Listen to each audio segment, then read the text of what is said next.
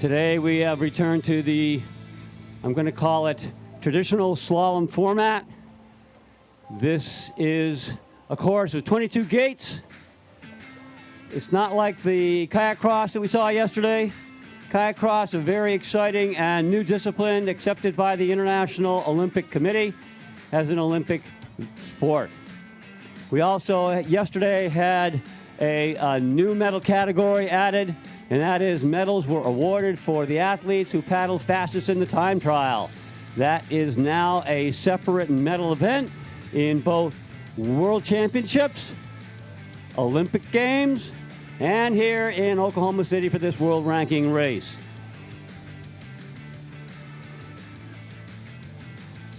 At the end of the race today, for the United States team, points will be calculated, and the top three paddlers from the series of races here and in Montgomery, Alabama, will be the top three paddlers with their scores averaged will be named to the U.S. national team. This is the last race in our ACA Team Selection Series.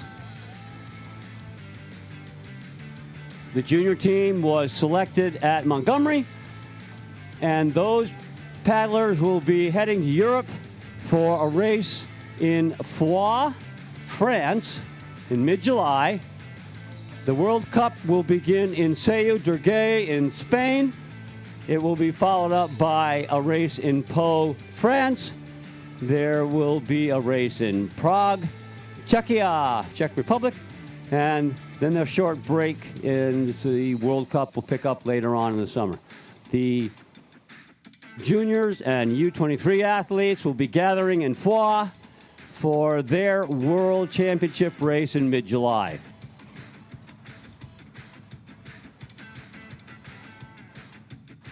We have junior racers on the course today. We have U23 racers on the course today. We have senior racers on the course today. And we even have a couple of under 14 racers on the course today. Everybody's out there gearing up, warming up, getting ready to handle it. And it looks like we have our first boater is on course. We've got Sage Donnelly on course.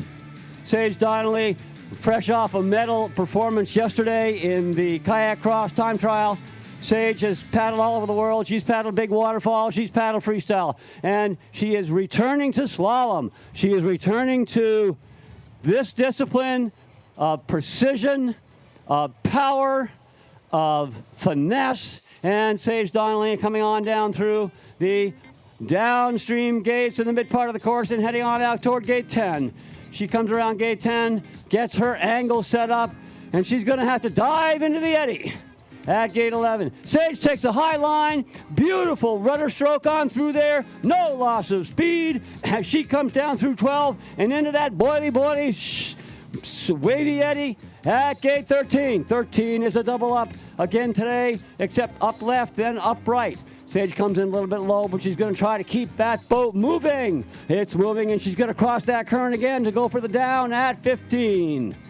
Down at 15, she's made it. Oh, and the river has thrown her to the left, and she's going to have to loop for gate 16. She's looping for 16, and she's on now into 17. The wind is blowing the poles. Sage is doing her best to run a clean run without hitting any of those poles that are being moved by the wind. If the wind moves the pole at you, it can be a penalty. She's on through gate 20 in that upstream gate. She's going to head down the last drop. She's got an up and a down to finish. Up left, comes in nice and tight, in and out of that gate. Across to the last gate, 22, downstream gate, and Sage Donnelly on to the finish. Next up, junior paddler, Ivy Lentz. Ivy's been out here racing and paddling, and you can see that she's accustomed to this cold weather. She's got the short sleeve top on. This is a tough lady. Ivy Lentz heading on down through the big drop here in the middle of the course. into the big eddy at gate 11. The current forced her to the right, and she's going to have to struggle to get back up for gate 11. Gate 11 is going to be the crux move in this course today, as well as the double up at 13-14. In through 12 she goes, comes in a little bit low, but she's going to accelerate. She's going to work that eddy. Watch the helmet, everybody. Watch the helmet. See, the helmet is moving forward. Ivy crosses the current, rides up on top of the wave, and settles into the eddy on the right side. I can see the hard breathing. I can see the hard effort. I can see the massive, massive focus that this young lady has got on the course. And she's headed on down now. Nice direct line through gate 16. Setting her angle for 18. She hits the stopper. Boat turns, gets a little bit surfed, but she's able to make it into 18. She takes it and rides the wave into 18, and she's now at 19. The wind is blowing. Paddlers are going to have to try to avoid any gates that move because of the wind. If a wind makes the paddle or the gate move, it can be a penalty. Into the up at 21. Ivy's working hard to get up to that gate. 1, 2, 3, 4 strokes, and she's out. She's headed to gate 22 and on into the finish. Ivy Lentz, USA Junior.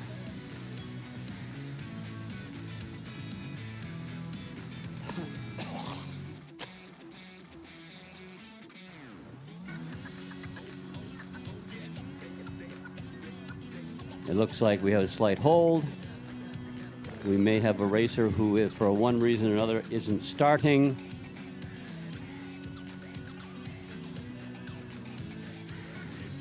But I do see a paddler coming out of the start.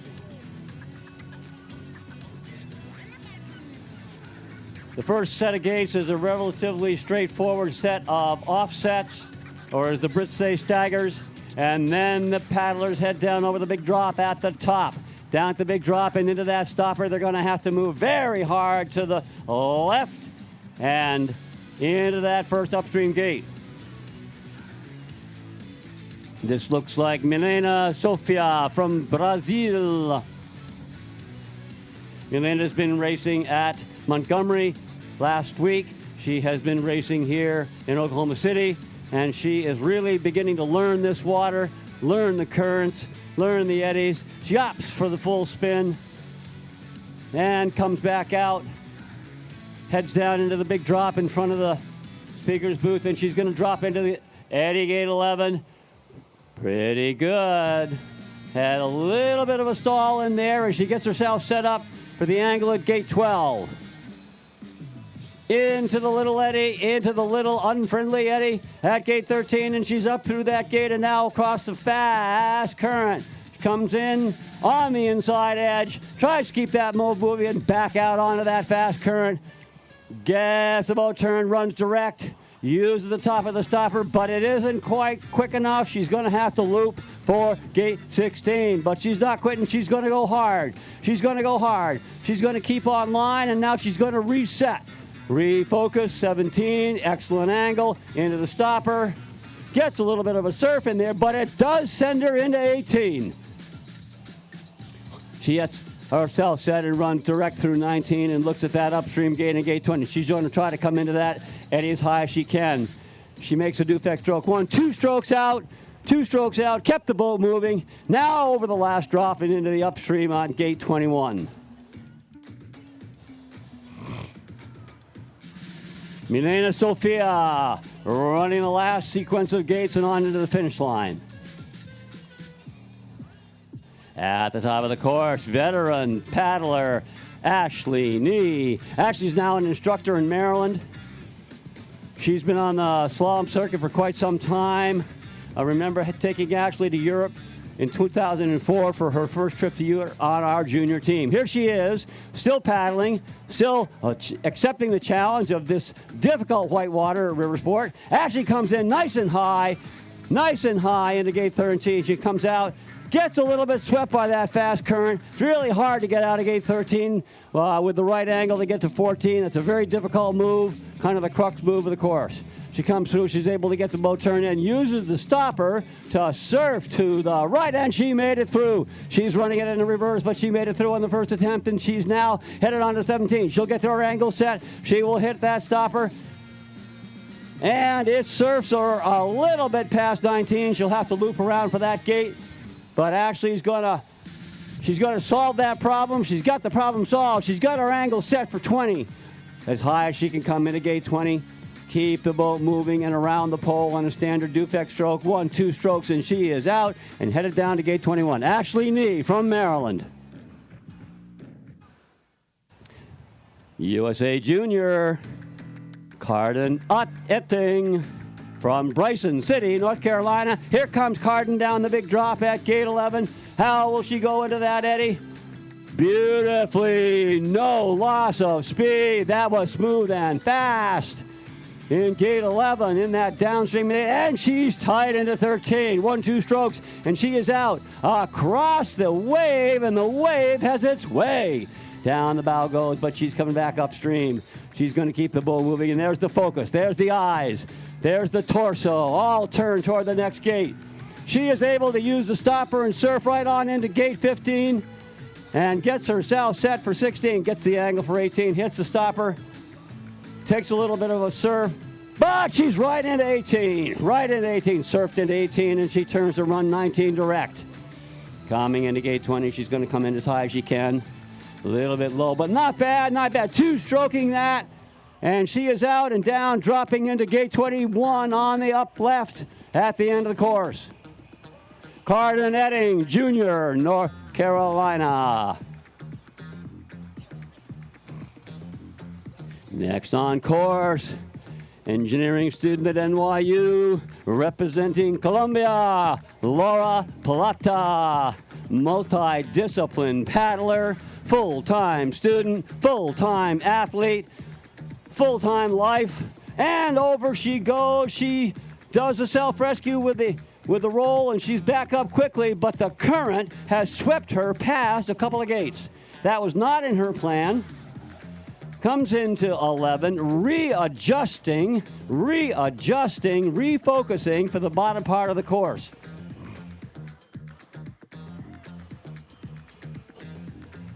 Laura knew that she had to come and get out into the current to get that angle. Swept a little bit low at gate 13. Gonna go hard across this current. Came across that current pretty nice and high. 1, 2, 3, 4 strokes, and she is through 14. Out onto the top of the wave, gets herself turned, and the current moves her to the left. Laura has now already making a plan for her second run. She's gonna go down, she's gonna finish this course. She's going to do her best on 20, 21, and 22, and she will come back this afternoon a stronger, smarter paddler.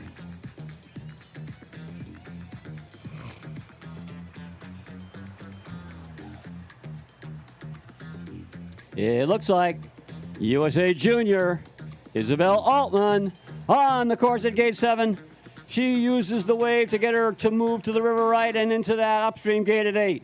Keeping the boat moving, she's going to head on down. The current's a little bit tricky there. And there, she did the spin above the bollard. She got the angle right. She came down through 10, and now she's in the big drop above gate 11. Comes into gate 11 about midway down. She's able to use a rudder stroke and keep on line. Now she's into 12, and she's coming into that tight and boily eddy at gate 13. A little bow control issue there as the bow pops up. And she is now on the wave and across the wave and keeping the boat moving. 14. It's going to be really hard to get into 14 high. Isabel did her best to get in there up on top of the wave with the backstroke. And she is on the surf across. And nicely done at gate 16. 17, 18 hits the stopper, makes the turn. And she gets stalled a little bit on top of that wave. But she is able to get through 18 well and on through 19 in a direct move into 20 upstream on gate right. She comes in on a single Dufek stroke. She's through the gate, never slowed the boat, never stopped the boat, and she's now on into gate 21. Junior Isabel Altman.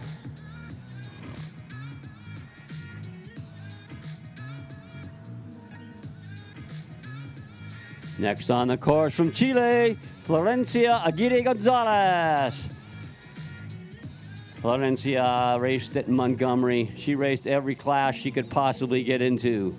She comes out here with spirit, drive, determination. She's a kayak instructor in Chile in the off-season.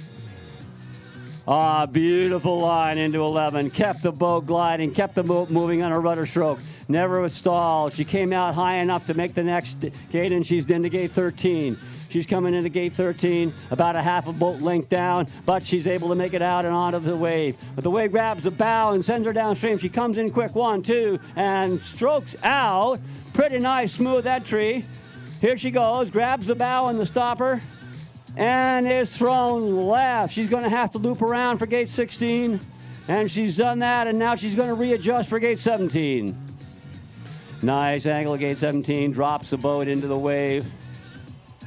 Did not get stalled. Nicely done at gate 18. She used the top of the wave to get across and didn't drop into the trough. She's down into gate 20 now, coming in as high as she can. 1, 2. Boat's a little stalled there. 3, 4, and she is out. Florencia Aguirre Gonzalez on into gate 21 and on into the finish. On course, from the USA in the U23 class, Marcella Altman. Sister to Isabel, who has just finished the course. Marcella's now on, moving that boat as fast as she can down the big drop and into the eddy at gate 11. Nice, nice. And she's out quick. She's out quick. She did not take too much time. She took a little bit of a risk there and came out with a lower line, but it was a fast line. And she's able to get into the eddy at gate 13. She came high. She's really high in 14. Very nice cross. Out and across, top of the wave. Sets the boat with a backstroke and surfs across the stopper. 16 reverse. And on, setting up for 17. She's going to hit that next stopper. Gets onto the top and makes the turn. No stalling in the trough. Marcella Altman out, and she hits the eddy line. Oh, that wasn't a friendly eddy line. Came in without too much speed. Had to take a couple extra strokes, and now she's on into 21. Very nice run. Very nice run. One of the better runs we've seen so far. On the course, at gate 8, at gates 5, 6, Lois Betteridge, Canadian paddler. We got a Canadian paddler, we got Canadian weather. This could be a great run. She runs into the eddy, kind of bogeys the move and comes out above the gate. That's a solid way to do that. She had confidence that she could do that. She makes the gliding rudder stroke through 11. And she's one stroke 13. Beautiful execution on 13. Pushed a little bit low, but she will reaccelerate as she goes through 14. She comes out on the top of the wave with a backstroke. Oh, and the bow gets up in the air. She lost the stern a little bit, but she going to go back and make it right. She's going to go back and make it right. She's going to make sure she gets 15, and she does it. Drops onto the top of the stopper, gets thrown a little bit below gate 16, and continues to loop to make it through 16. She makes the loop. She refocuses. She gets her boat angle right up on the top of the wave and reverses 18. Lois Betteridge, Canadian paddler, moving on through into the last upright at gate 20. Into gate 20. Gets thrown a little bit low, but she's going to keep that boat moving as fast as she can and go over the last drop into gate 21. That up left. Lois Betteridge, Canadian paddler, finishing up the course.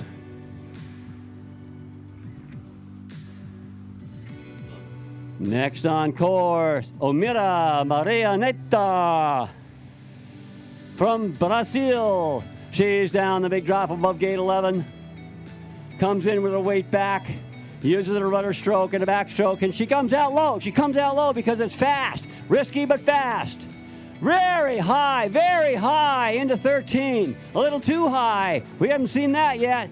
Oh, the crossing was fast. The crossing was fast. She gets a little bit stalled on that Boilie Eddy line, but out she comes.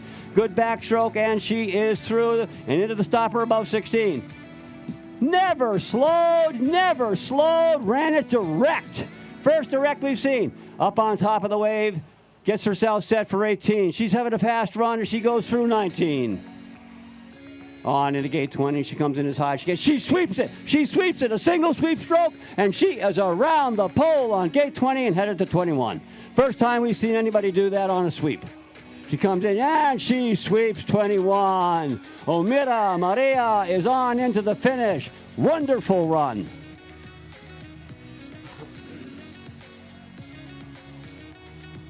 Looking up the course. Looks like California paddler Rhea Schreiber. Rhea's from a river running family. Grew up in California, running those California rivers. She's still living in California. She's a veteran on our national team. Coming down into gate 11. Rhea maintains beautiful speed through gate 11. Takes the low line out and maintains that speed on into gate 13. Comes in nice and high. 1, 2 strokes it, and across the current, high into 14. 1, 2 strokes it, and she is out on the top of the wave with a backstroke and gets herself set for 16. But the river has its way and sends her to the left. Rhea's coming around. She's looping around for that gate, and she gets herself refocused as she goes into 17. Catches the bow in the stopper, gets herself spun, and quickly through 18 and down direct through 19. Coming into gate 20.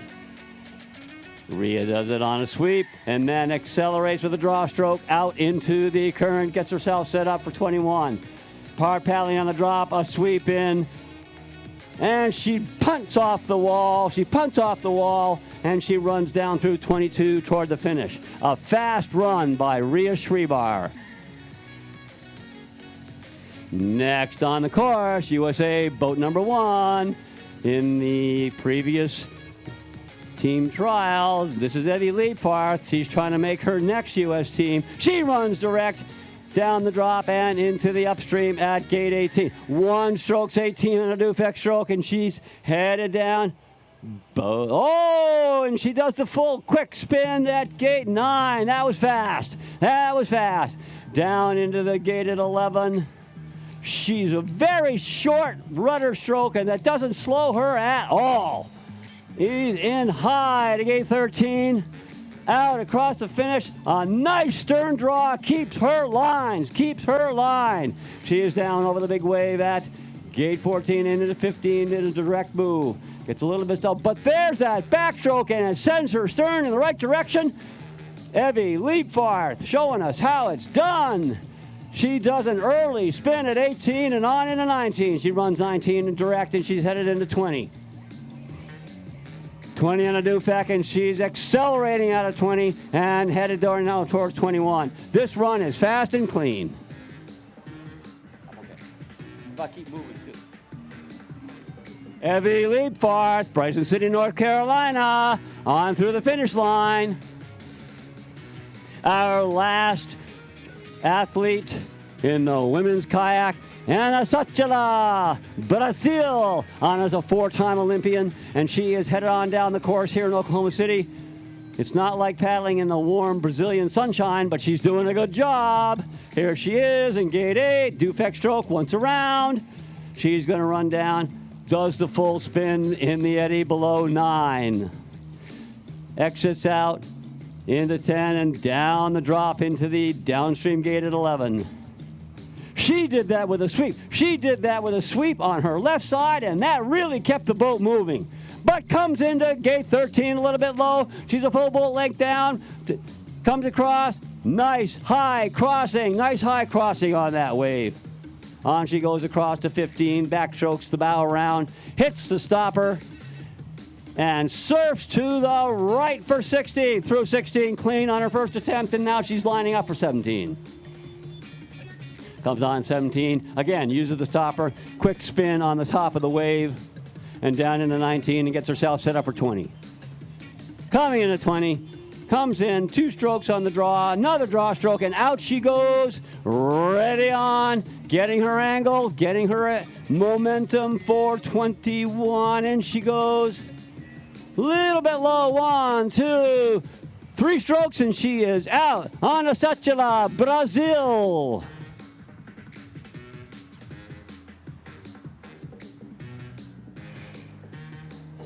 Give about 5 minutes, and we will see the first of the men's kayak class. First of the men's kayak class will be a junior from Colorado, Finnegan Blackburn.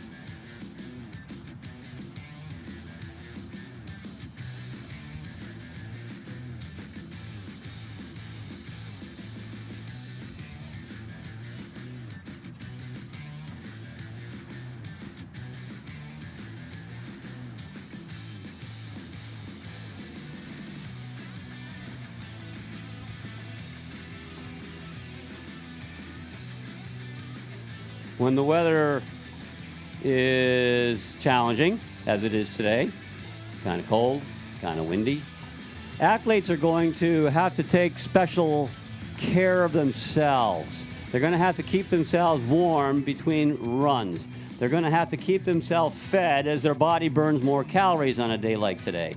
And they're going to keep themselves hydrated. I know that very often on winter days, in skiing events, and days like this where it's cold in Oklahoma City, we often forget to hydrate. So athletes are going to have to get themselves warm, keep themselves hydrated, get a little calories into their bodies, and get themselves ready for their afternoon runs. Afternoon runs, the second runs of this event will begin at 1 o'clock this afternoon. A lot of these athletes are paddling in 2 classes. They're paddling in the K1 class, they're paddling in the C1 class. And that's going to make keeping fed, keeping warm, and keeping hydrated even more of a challenge. Athletes working with their families and coaches will be doing that. They'll be going through a recovery routine between their runs and trying to maintain energy, power, strength, agility for the next run that they do in the next class.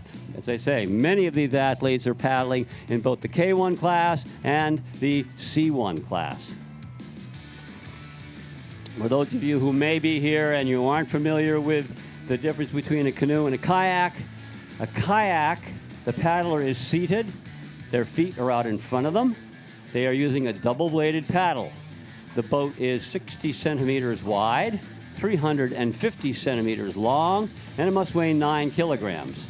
There is an equipment check at the bottom of this course, and athletes' boats are randomly checked to make sure that they meet those regulations. A canoe, conversely, has a single blade. Instead of a double-bladed paddle, the paddler is using a single blade, and instead of being seated with their feet in front of them, they are on their knees, kind of sitting on their heels, toes behind them. They are in that kneeling canoe position. The canoe is also 60 centimeters wide, 350 centimeters long, and 9 kilograms. The hull on the canoe tends to be a little flatter and wider. They need a little more stability because their center of mass is a little bit higher. I know that the canoe looks a lot like a kayak. It's quite a different boat, actually, when you get into paddle it. In 1972, when the canoe slalom was first added to the Olympic Games in Augsburg, Germany. In those days, the C1s, the rule was the bow and the stern had to be higher than the cockpit.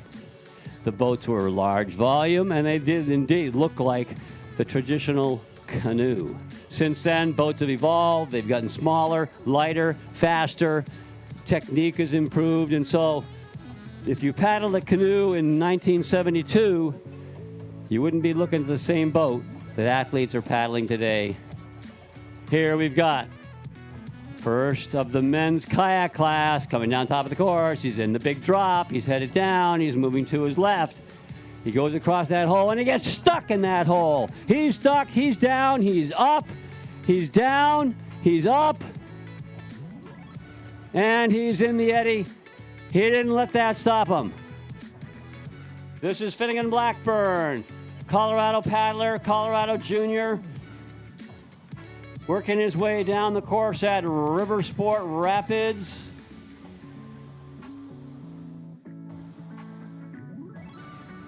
And he's working hard to get into gate number 8. On out of 8, and he goes through that tricky down at 9. He spins above the gate. He chooses to spin above the gate and has to come out real tight. He runs the next gate as a reverse, and he's down the drop and headed toward gate 11 in the eddy. Little bit of angle going on in the eddy. The angle grabbed his bow and made him turn. He's going to adjust. Looks like that might have been plan B.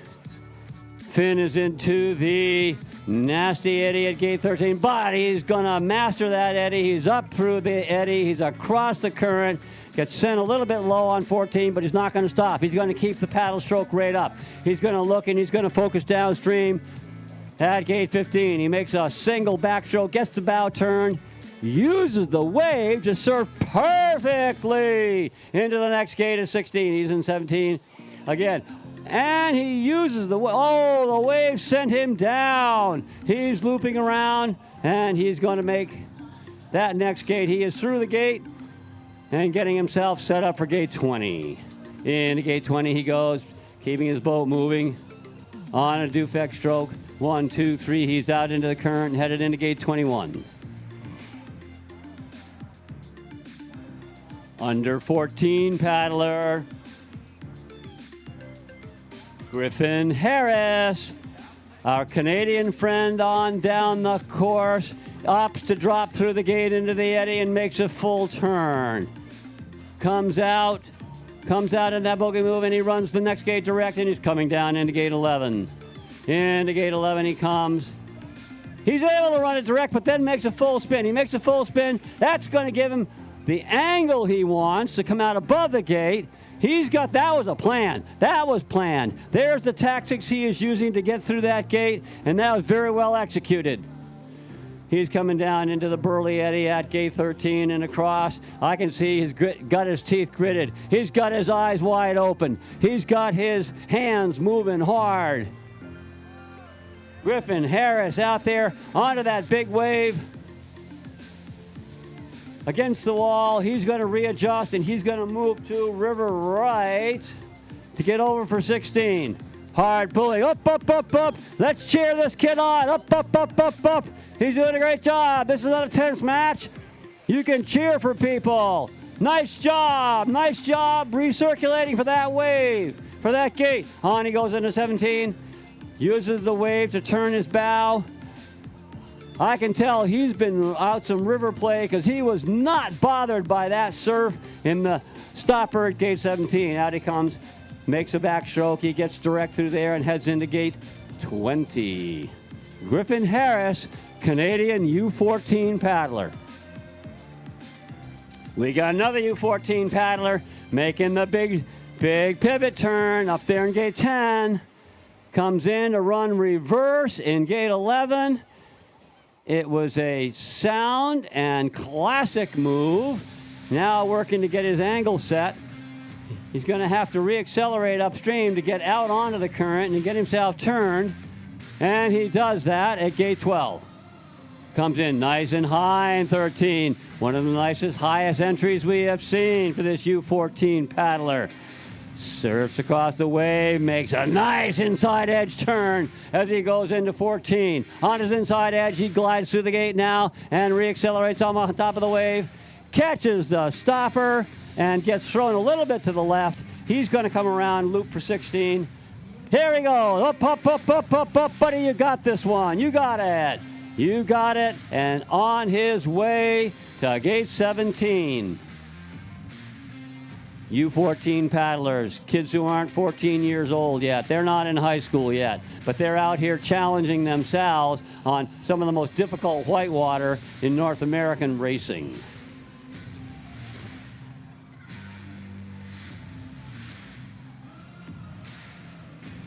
Looks like junior paddler from Canada, Josh Gavert. Josh Gavert on the team with the Ontario on the area, nicely through 11. He keeps the boat gliding. He gets his angle set, comes out pretty low, keeps his momentum, comes into 13 really high. Out of 13 he goes, uses a big stern draw and gets across that wave. Comes in high, he's already out of 14. He's out of 14, uses the backstroke, and he gets that bow turned on the top of the wave. Just a little below 16. Didn't lose too much time, kept the boat moving, and he's on into 17. Uses the wind and gets himself surfed. Oh, he's surfing out there. This is where river play comes into the equation. You got to be able to surf those waves and not get too upset up there surfing. Now he goes on into gate 20. He's in gate 20, in and out, and hard across the current, getting his line set up, down the drop and into 21. Into 21, a standard Dufek stroke, but it only takes 2 to get out. Into the 22, Josh Gavert on to the finish. Next, veteran racer Ethan Van Horn, United States paddler. We see Ethan at team trials every year. Here he is again, and it's great to see him here. Ethan's down the drop above gate 11, takes a sweep stroke, keeps the bow headed down, and he is fast in and out of 11. Takes the low line out and keeps his momentum. Oh, but it sets his line up a little bit tight on 12. That one will give the judges some work. Ethan comes out, crosses the wave, comes in nice and high, maintained his angle along across that wave, and maintained his speed through 14.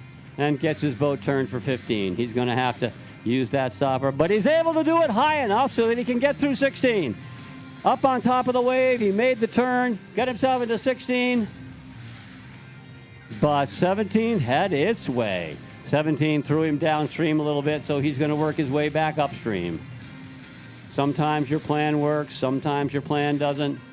You go into plan B, and you keep your focus. Now he's going to refocus. He's going to get his line for the last upright at gate 20.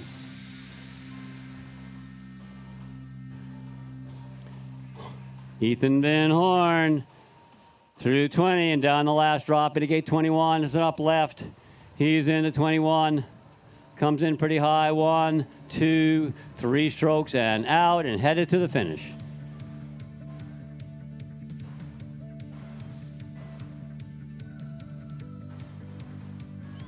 U23 paddler Oliver Hepner, USA.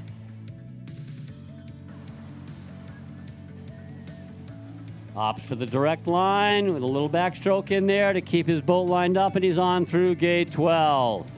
Comes in about a half a boat length down, works hard to recover, and he's out across the wave. The wave grabbed his bow and sent him downstream a little bit, but he's not quitting. He's going for it. He's going to keep it moving. He's going to look to his right. He's going to refocus. He's going to get that turn, and he runs a reverse. Runs a reverse, gets close to the wall, and readjusts. He's able to get through 16. On he goes into direct line through 16 and 17.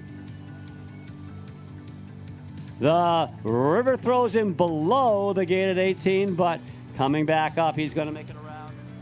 Oliver Hepner, U23 paddler, USA.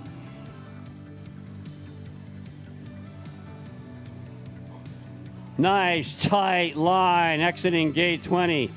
He's coming out. He gets a little stalled by that one stopper, but he's on down in through to gate 21. 1, 2, 3 strokes out of 21. Never stopped. Never stopped. Watch the helmet. You can tell when the boat stops if the helmet stops. Strong paddler from Colorado, Nick Nijavan. Here's Nick. Uses a sweep, uses a little rudder, gets himself through 11, tries to keep the boat moving, gets himself set up for 13. Gets about a boat length low, but Nick's gonna keep moving. He's gonna get across 14. Oh, with a very nice surf across the wave. Kept his angle really well on that wave. Into the backstroke, gets a spin, grabs the bow into the eddy. In the trough, he turns the boat and he's on through 16, 17 again. Oh, he was able to surf across the top of that wave. He was again on the top of the oil, and he did not drop into the trough. He did not get surfed. He kept his boat moving on the top of that wave, and he's into gate 20. Into gate 20, there goes Nick. He's going to increase the stroke rate. He's going to accelerate himself down that last drop and into 21. Nick Nijavan, Colorado.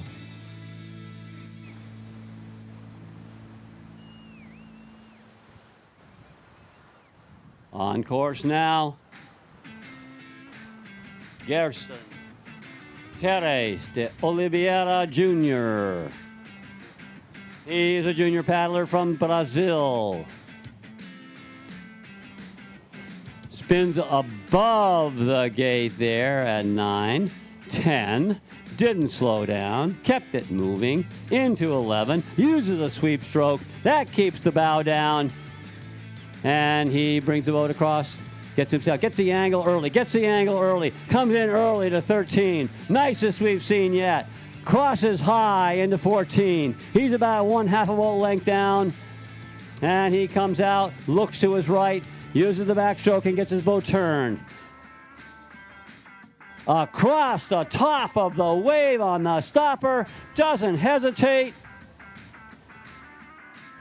Gets a little surfed at 17, but he makes it on through 18, runs it into reverse, and gets himself now turned and set up to run 19 direct.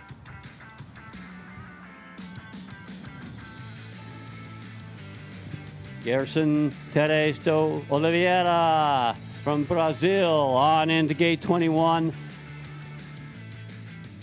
Solid first run for Gerson.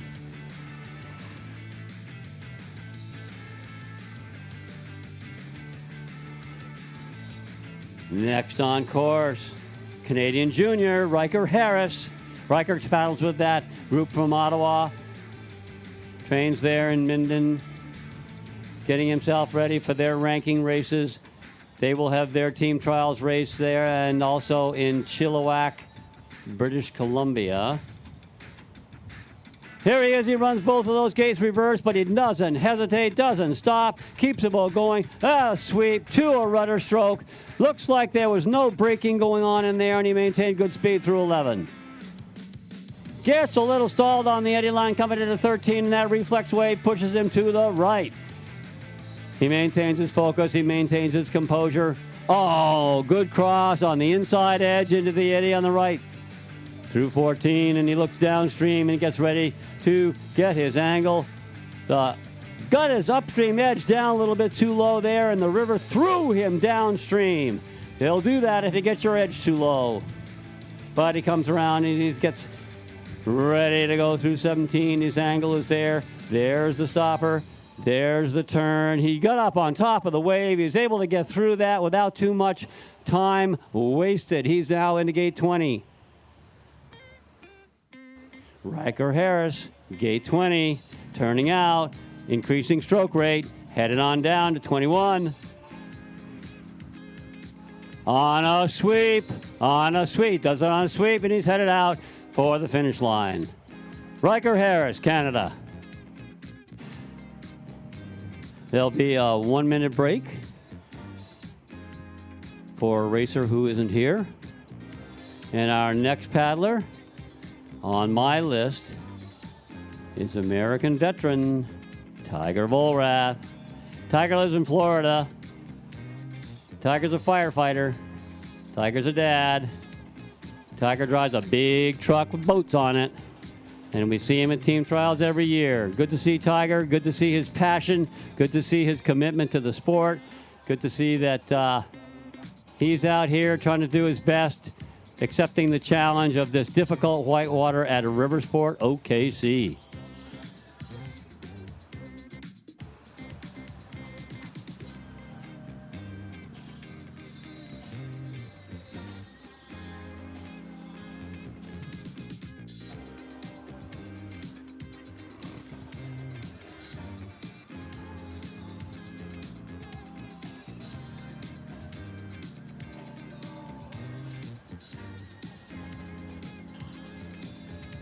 The course here at Riversport is the second of these artificial courses, pumped courses in the United States. The first one being in Charlotte, North Carolina, which was built in 2006. This course was opened in 2016, and it's been in use ever since, often the site of U.S. team trials. We are here again for U.S. team trials this year. The course has been selected by the Los Angeles Olympic Organizing Committee as the site for the Olympic Games in 2028.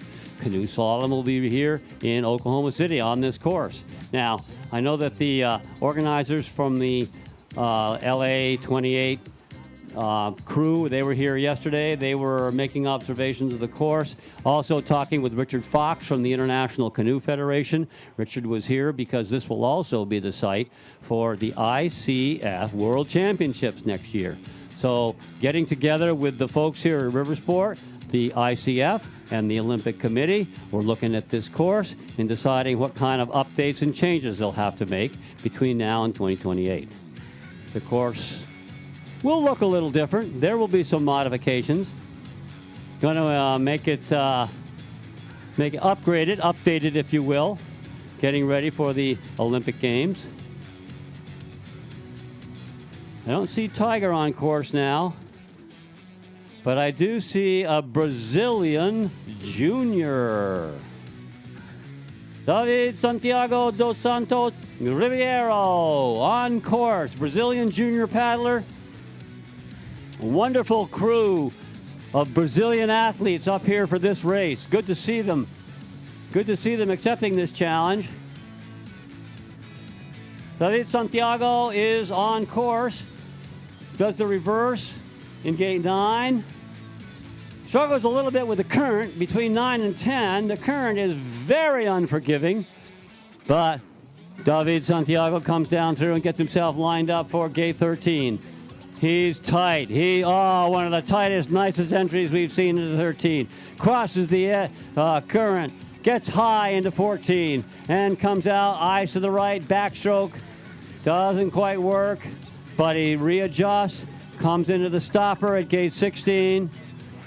There's river running skills. He's able to get across that stopper, stalled a little bit, but nonetheless, he is on course. David Santiago dos Santos Ribeiro using the stopper at gate 18, surfing that wave to get his boat into position. Gets pushed off the back of the wave, and he's going to have to loop for 18. He is back up. He is on course. He is 19 and on into 20. He'll be making some adjustments in his tactics as he approaches his second run this afternoon. He'll work with his coach. They'll look at the video. They'll make a new plan. He'll try to execute that plan as best he can. Out there learning, out there growing, out there becoming a better racer. Next on course, USA Junior Connor Hawkinson. Connor's down and into. Look at that line. There was no speed lost into gate 11. Best line we've seen into gate 11. Here he comes nice and high into 13. Crossing the current at 14. He crosses high. He comes nice into 14. He's looking to his right and he's doing the backstroke. He gets the bow turn downstream. Grabs the top of the wave and that sends him into 16. That was as nice as we've seen anybody do 16. He's across 17. He's in the stopper. And again, onto the top of the wave and to his right and directly through 18. Connor Hawkinson, Colorado paddler. He's accustomed to this weather. He's not going to let this little bit of cold. 44 degrees, no problem for Connor Hawkinson. He is out on course and into the finish.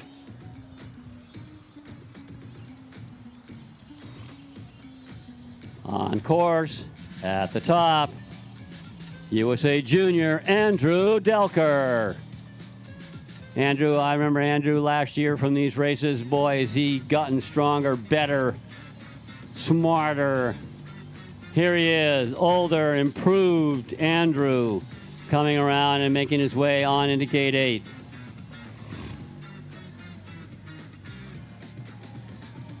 Andrew comes out and he's looking down at gate 9. He runs through into the eddy and makes a full spin. That's the safe way. That's the way he knows he can do it. That's the way he knows he can be clean. That is the plan. He's into gate 11. Weight back. Gets a little stalled, but he maintains speed pretty darn well, and he's on into 13. Comes into 13. Oh, and the reflex wave sends him down. He's a full bolt length down, but he doesn't quit. He's on, and he's going to surf that wave across. He comes across on his inside edge, and he's into 14. Looking on through 14, he's going to look to his right, and he's going to get up on top of that wave. Oh, and the current takes his stern and throws it to the bottom. He gets back up. He readjusts, and he is now down and looping for gate 16. Andrew Delker, he's got refocusing to do. He's coming on here, and he's looking down. He's getting over to the river left side and getting himself set up, pointed to the right. On down he goes, moves his boat with some momentum. Look at that! Nice momentum across the top of that stopper and into 18. That was a good plan. On into 19 he goes, and now he's going to have to reaccelerate across that eddy line. Oh, and the river grabs his bow and throws it upstream.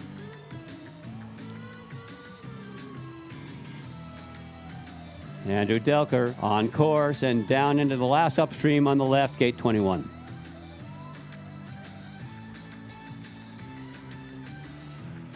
Representing Djibouti in North Africa, Armagan. R and his brother are here. They live in Charlotte, North Carolina now, but they are from Djibouti. They represent Djibouti. And here we have R coming down into, very nicely done at gate 11. Kept his bow up, kept his boat moving. And on into 13. Oh, and the reflex wave pushes him to the right. He had a little angle, but not quite enough speed. The river took him and put it where it wanted him to go. He comes out without quite enough edge. And the river throws him down past gate 14. Learning the edge of the boat, learning the current in the river. All things that a paddler must do. A paddler must master. Master those edges. Master a weight distribution. Master your view of the current.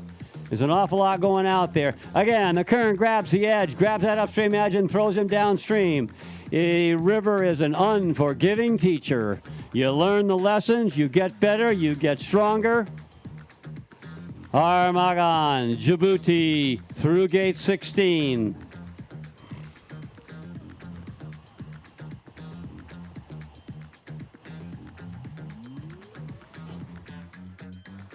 The current here at OKC is different. The feeling on this river is different than the course in Charlotte. It is different than the course in Montgomery. Every river has its feel. Every river has its challenges.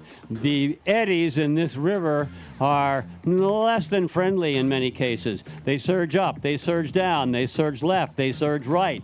First they're high, then they're low. You just never know what you're going to have, and so you have to adjust. You have to adjust your technique, your tactics, your plan here at Riversport OKC, because this is a tough course. The course designers have placed the gates in such a way to really challenge the athletes. Not the easy way through, but the more difficult way through. Not the way that's easy to get into the next gate, the way where you've got to execute perfectly to get into that next gate the way you want to.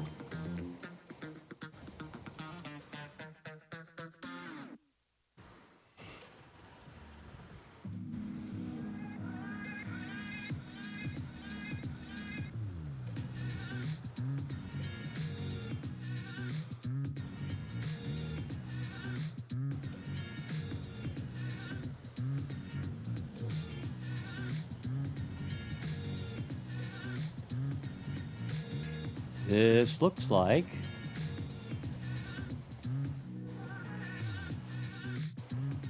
hit by 4. It's George Knorr, Canadian junior. Here comes George into gate 11. And he is through gate 11. He uses a rudder stroke and keeps his bow down. Oh, and he goes into gate 13. Oh, and the reflex wave sends him off to the right. But he adjusts. He gets the edge, and he comes into the eddy, and he crosses again a little bit low, about a boat length down, but that's not going to stop him. He's going to go on out. He's going to look on gate 15.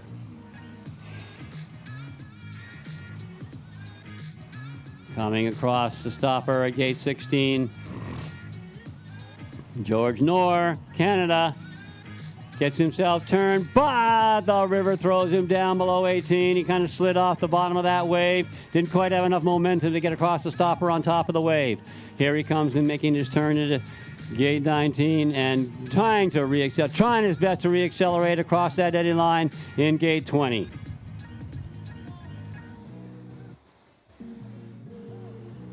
George and his coach will get together. They'll look at the video after run number 1, and they will figure out just exactly where he wants to make improvements. He's through the last gate and down through the finish.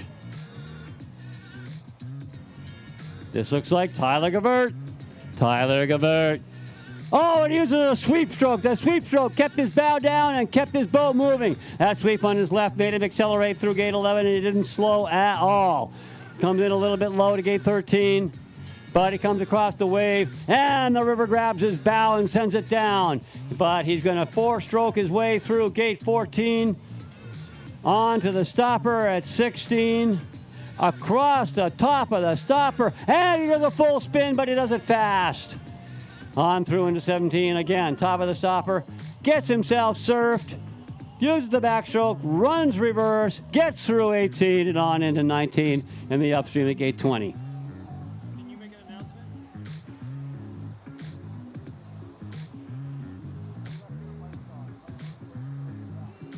Okay, in the parking lot, everyone please listen. In the parking lot, if you are the Oklahoma driver of a green Jeep, license plate FJH649. Again, Oklahoma FJH649. It's a green Jeep. Your lights are on. Your lights are on, and your battery is draining.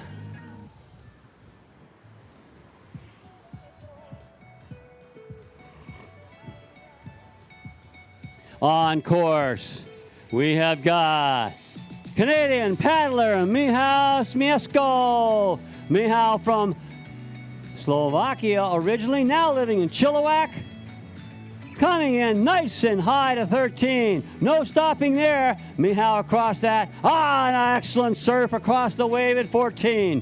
Michał looks at that, punts off the wall, gets himself turned, and he is going to ride the top of the stopper across to gate 16. He's able to do that, and he keeps the boat moving. Michał paddles on big, strong, natural river at Tamahai Rapids in Chilliwack. Michał is down now into the offsets at 18, 19, and into 20.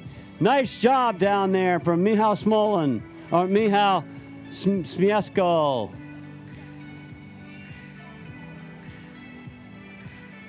Comes in, ducks tight. Very nice into 21. Michał lives and trains in Chilliwack, where he's coached by his mom. His mom was a Slovakian national team paddler, and they have decided to relocate to Chilliwack. Chilliwack's gain as they both work, train, and paddle there on the Tamahai Rapids in Chilliwack, British Columbia. Chilliwack will be the site of the Canadian team selection race this year.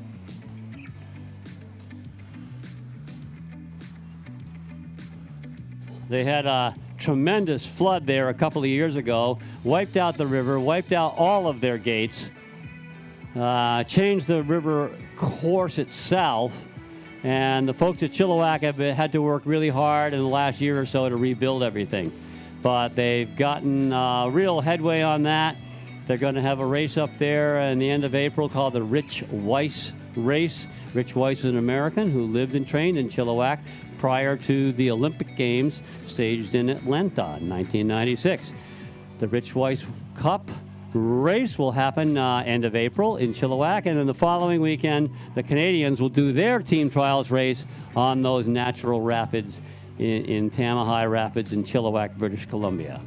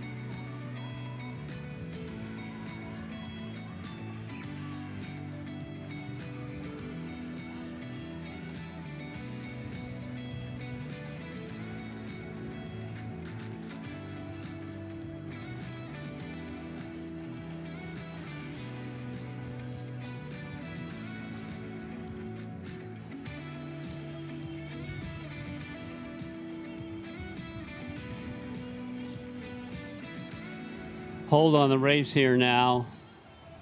I don't have word. There may be word out there, but I'm down trying to keep myself warm, walking around on the hillside and not looking at my computer. I'm going to make a guess that we've got some racers who've decided, for whatever reason, that they're not going to paddle this morning, and we are running ghosts, that is, running past that start time, making sure that all racers are starting on the time that they have been assigned. They use that assigned start time to plan their warm-up, and we're not going to set them out of their rhythm. So we run a ghost. We've now got our next paddler on course.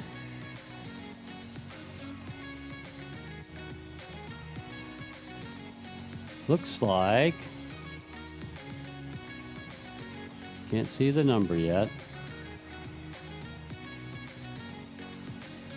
Renegotiating that upstream twice, making sure he got it right.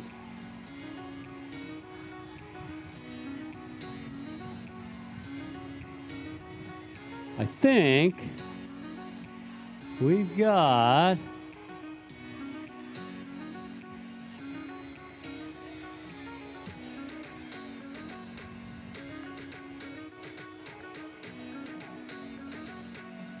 we have 4-9. This is Chilean Jesus Martinez. Sweeps gate 13. Nicely done. Gets stalled on the eddy, and 14 dropped his outside edge. A little too much outside edge, and he got himself stalled there, but he reaccelerated, and he's on now into the stopper above gate 16. Pulls on a draw stroke and pulls himself right straight through gate 16. That's a little bit of strength. That's a little bit of skill. And he's now into 18, does it as a full spin reverse, and gets himself set for gate 20. The stern goes down, River grabs that and pushes him downstream. Jesus Martinez on the course, looking to drop it into gate 21. I think he's going to assess this run and come out faster, stronger, better, smarter in his second run. Next on course, Canadian junior Owen McKay. Owen came down with the Ottawa group. They went on down to Montgomery, and now they're over here on their way back home, but stopping off to race at Riversport OKC in this International Canoe Federation ranking race. Down into gate 11. Kept the boat moving with forward paddle strokes. Forward paddle strokes keeps the boat gliding through gate 11.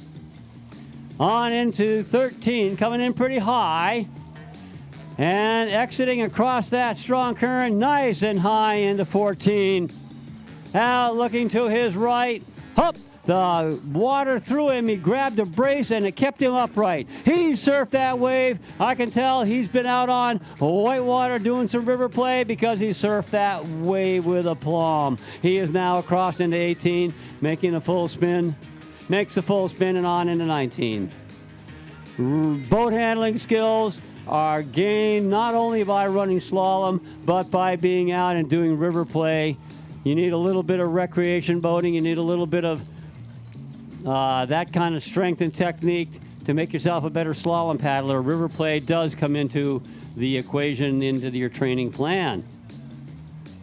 Next on course, looks like American Jordan Sherman. Jordan Sherman's now, he grew up and paddled with the Washington, D.C. group for the longest time, and now is a student at the University of Colorado Boulder. He's changed his training site from Washington, D.C. into Colorado. And there he is, Jordan Sherman, maintaining speed through gate 11 and getting a real nice angle for 13. Gets a little bit stuck on the eddy with his stern down, but Jordan Sherman working hard, crossing high to get into 14.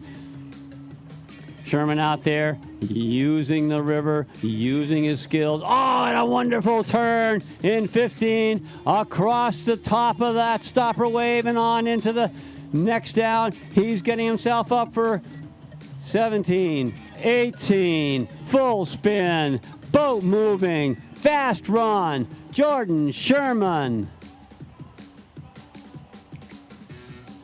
Colorado University student training with the Colorado Junior Training Group. Valuable addition to that group.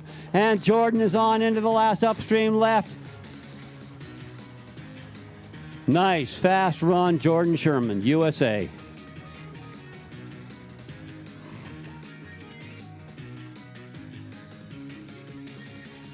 Looks like our Canadian friend paddling. You can tell he's Canadian. Using short sleeves. Lachlan Faraday, Canada, U23 paddler. Coming down through very nicely. Keeping the boat moving up there in that upstream gate and turning above the gate here. Down into 10. Down the drop. Oh, and he kept the boat moving with forward strokes. Never had to brace, never had to rudder. Forward strokes all the way through gate 11.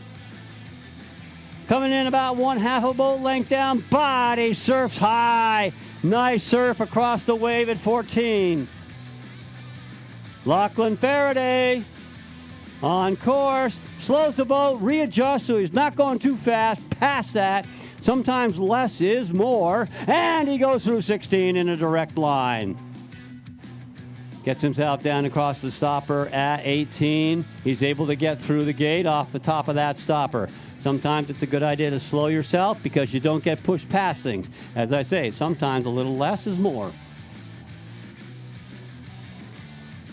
Faraday out and down the last drop into gate 21. Drops down, accelerates, comes in on a sweep, sweeps through the gate and on through 22 and in the finish. Nice fast run for Lachlan Faraday.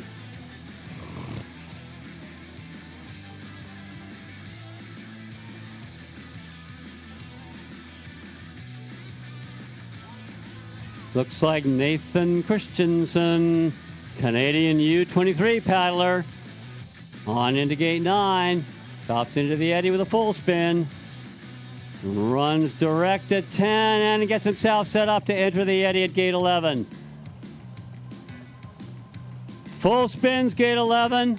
Nice and sure. Make sure he gets that. No problem, and that helps him get set up.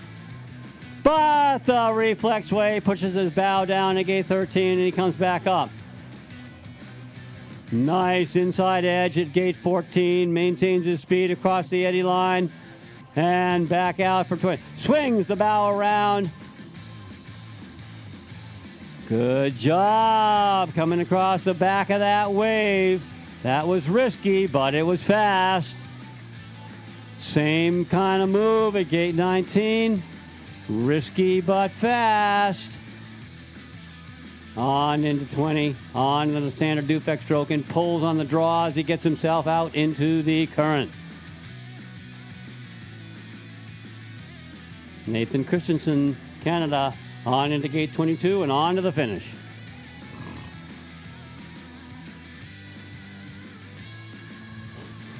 Peruvian paddler midway down the course, Alexis Perez Rincon. Across that big wave and on into gate 8. Nicely through gate 8, just paddling forward and making the boat go. Turns above the gate and accelerates. See the accelerated stroke rate? He's on now into gate 11, comes down. Very straight line and maintains speed nicely across the eddy in gate 11. High into 13 and he single strokes it. Single strokes 13. Gets stalled a little bit on gate 14, but that's not going to stop him because he's going to paddle out, adjust into the fast current. And right up on top of the stopper he goes. There's that risky move, sliding off the back, but it works. He's got the strength, he's got the power, he's got the plan. There he is, on into the next gate at 18. Again, up on top of the stopper, sliding down the wave, maintaining boat speed, taking a risk, but getting it done. Alexis Perez Rincon, Venezuela.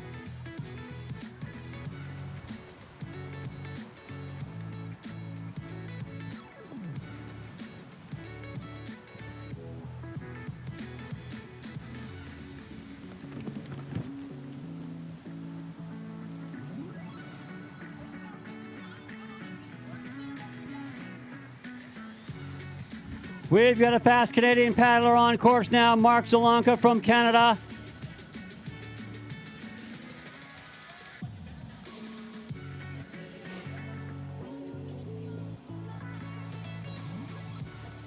Mark had great runs yesterday in the kayak cross. Now he's in his slalom boat, and he's coming in real high to gate 13. He came in high. He never stopped. He gets a little bit stalled, but he's still high into 14. Comes out into gate 15, and he eyeballs that stopper. He looks at it. He throws in a brace. He surfs across, and he runs direct into 16.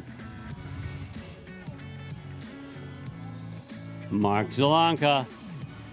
Mark got thrown to the left, and he has to loop around for 18. He'll make that change. He'll make that change for the next run, but he's going to now reaccelerate. You never know what's going to happen to everybody else, so you're going to keep up. You're not going to give up. Let's go up, up, up. Let this paddler know you appreciate his effort out there. Up, up, up for Mark Zelanka, Canadian paddler, into gate 21.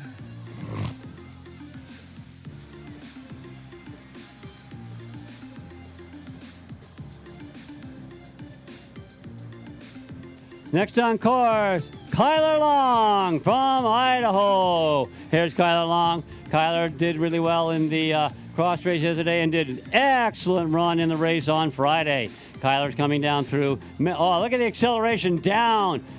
He maintains speed across the 11 and makes his turn, gets himself set up for 13. Gets his angle set for 13. Comes in just about a half a boat length low, but Kyler Long is going to accelerate across this wave. Uses the inside edge, carves into the eddy, and comes on out. We didn't see him slow down. We saw him try to maintain boat speed. Very nice on top of the stopper. Very fast execution at gate 16. Kyler Long coming on down. Multi-skilled paddler, big water river runner, waterfall river runner, kayak slalom paddler, kayak cross paddler. Kyler Long out of Idaho. Heading on down into gate 21. Getting stronger, getting better every day, and there he is on into gate 22. Fast run for Kyler Long.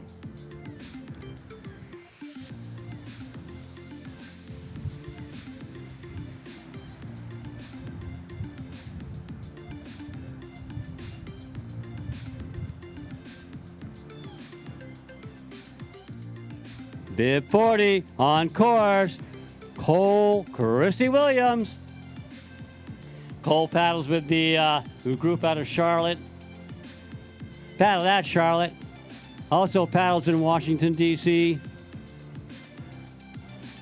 Cole was one of our top juniors and now is in the U23 class. Cole Christy Williams down, accelerates down the drop, across the eddy at 11, maintains his speed with full strokes as he goes on into gate 13. Oh, there's a sweep stroke, one stroke high at 13. He's coming out, maintains that height at 14. Excellent crossing. Up onto the top of the stopper wave and runs direct at gate 16. On down through again, same kind of move. Gets himself surfed, but he makes the adjustment, runs a full spin reverse. That cost him a few seconds, so now he's going to say, okay, get online, stay online, maintain your plan, don't get excited, let's make it happen. On down into gate 21. The river is an unforgiving master. You make a mistake, it lets you know. You have to go out and become smarter. You have to go out and become better. Looks like Australian paddler Merle Long. From the Long family, originally from Idaho. Here's Merle. Merle loves paddling, all kinds of paddling, big water paddling, slalom paddling, boatercross paddling. Boatercross is the thing that he really likes, and here he is now showing us just how it's done. Oh, he uses a draw. The only guy I've seen use a draw stroke in there to kind of pull himself through that gate. And it worked because he is tight into gate 13. tight into 13, crosses real hard with a high stroke rate. Aggressive, muscular paddling that we see from Merle Long as he crosses the top of the stopper and runs a full spin at 16. Merle is on down, the same thing on top of the stopper, full spins at 18. Makes a single stroke turn into 19 and gets himself set up for 20. Sweep stroke, single sweep on the upstream at 20 and on into 21.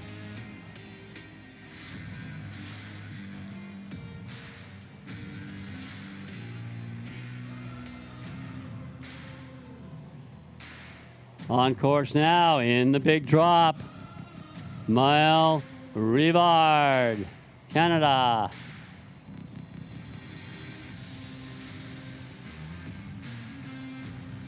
Rivard down through that hard move at gate 7, but he takes his way to the right of gate 8. Doesn't let that stopper throw him around too much. Comes in, runs, returns above the gate at 9. Keeps his boat moving on through gate 10. No hesitation at all, and down the drop at 11. One rudder stroke to a backstroke, and around he goes. Gets himself early angle into 13 on the inside edge and keeps the boat moving. Weight back, bow up, crosses the current at gate 14. And Rivard guns on top onto the stopper at gate 16. He gets thrown to the left a little bit, and he's going to have to recircle, loop around for the gate, and he does. Gets himself set, gets the angles on, comes on to the next stopper. Again, the river swings his bow and turns him. He's going to have to repeat that move and circulate around for 18. Rivard does that, and he heads to 20. Gets himself set up tight on the inside pole and into 20. 2 strokes into 20. He's assessing. He's reassessing. He'll learn. He'll grow. He'll be faster next run.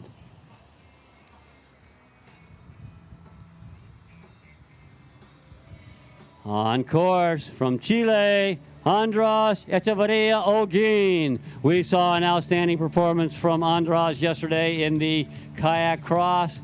Medalist yesterday in that event. We see him here today in his regular slalom boat, and he's trying to maintain a fast and clean run down through this course at River Sport Rapids.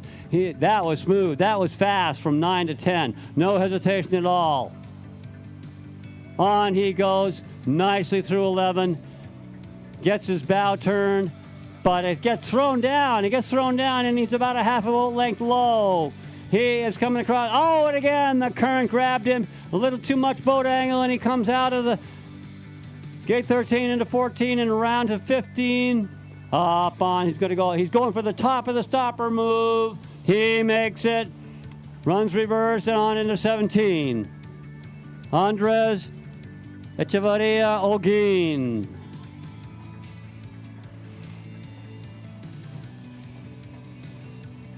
Andres does a double draw stroke, gets him around that gate at 20, sweeps into 21, keeps the boat moving with forward strokes and on to the finish. Next on course, Kalen Friedenson, USA. Kalen Friedenson is a versatile paddler. He runs big water, he runs waterfalls, and he is here running slalom. Look at the way he whips that boat around. That's skill. That's using those hip flexors and abs, knees, full body, and bringing the boat around just as fast in gate 8. Kalen Frieden comes down, makes his turn above gate 9, and tries to maintain his speed across the current. Draw stroke and down in the accelerated drop at 11. A couple of strokes accelerates him down and into 11 through there. Gets it, slows him down briefly, but let's see what happens. Slow yourself down and come into that gate 13 exactly where you want to. That was high, that was fast. Kalen Friedenson making the adjustments. Coming down through, look at the top of the stopper, getting himself surfed by, able to run direct through 16. Friedenson's looking at the top of the next stopper. He looks there, he pulls a draw stroke, and he rides the top of the wave into 18. 19 is no problem and on into 20. Kalen Friedenson. Kalen Friedenson is paddling U23 World Championships, and now he's at the Riversport Rapids trying to make his next U.S. national team.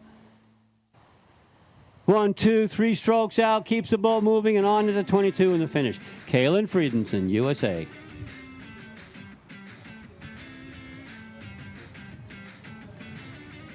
Looks like Coach Tyler Westfall on the river. Tyler Westfall hails out of Washington, D.C., where he's part of the Potomac Group, Potomac Whitewater Racing Club. He's also a coach for the junior paddlers at the Potomac Whitewater Race Club. Tyler Westfall even has come to Oregon and coached the Masters group out there, but here he is working for himself, coming down the drop at 11.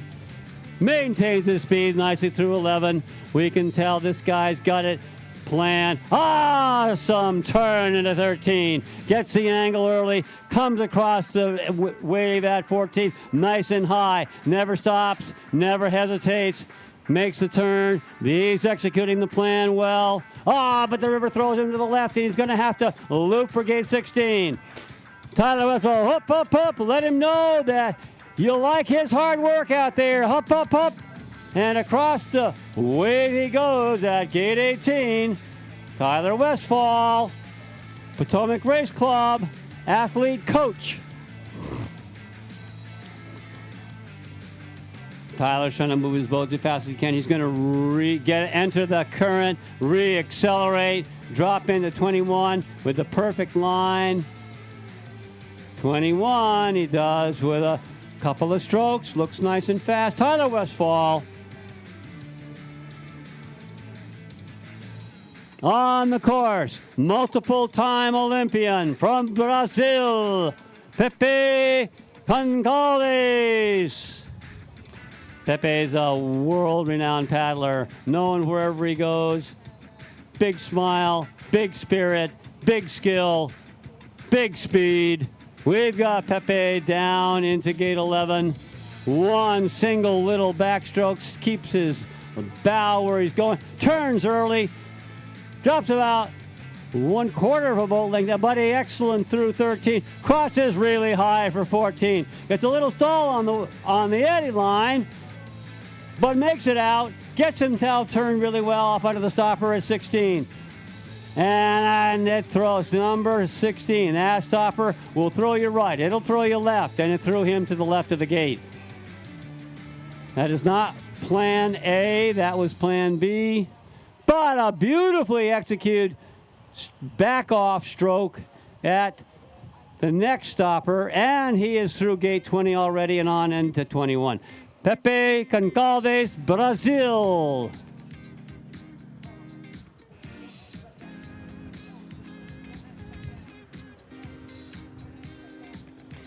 Next paddler on the course from the country of Slovenia, Martin Srabotnik. Martin Srabotnik, one of the top paddlers in Slovenia, is here getting his experience on the course at Riversport, because this will be the site of next year's World Championships. And Martin says, I'm going to come over there. I'm going to learn that water. And he runs direct. He runs direct through gate 9. The only one I've seen yet run direct through gate 9. That was fast. He's down the drop and into gate 11. He keeps the boat moving with forward strokes. He takes the low line out, and that's a fast line. Gets his bow turned, comes in high into 13. Gets stalled a little on the eddy line, but crosses high into 14. Very high, cross into 14 for Martin Srabotnik. Srabotnik's coming down, gets onto the top of the, and he gets stalled a little bit on top of the stopper, but he's able to run direct through 16. On down across the wave. Beautiful turn at 17, 18, 19, and into 20. Oh, look at that. He does that in a little backstroke. It sets him up perfectly. Ducks his head under the pole at 20. This is a fast run, everyone. Fast run. Martin Srabotnik, Slovenia.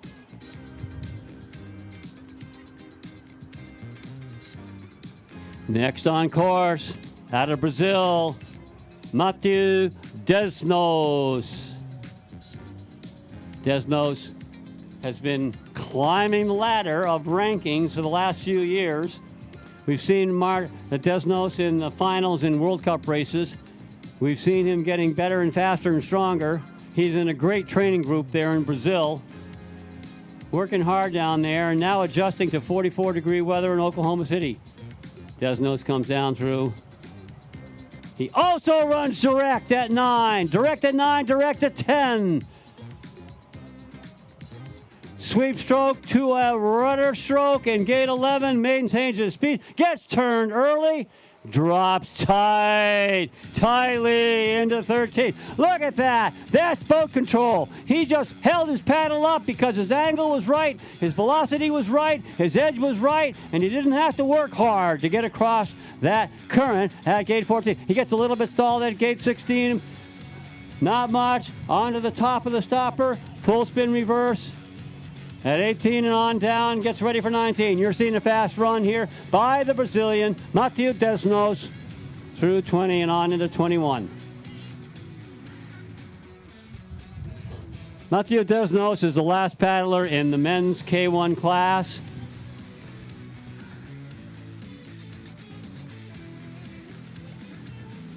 There will be a short break between now and the start of the women's canoe class.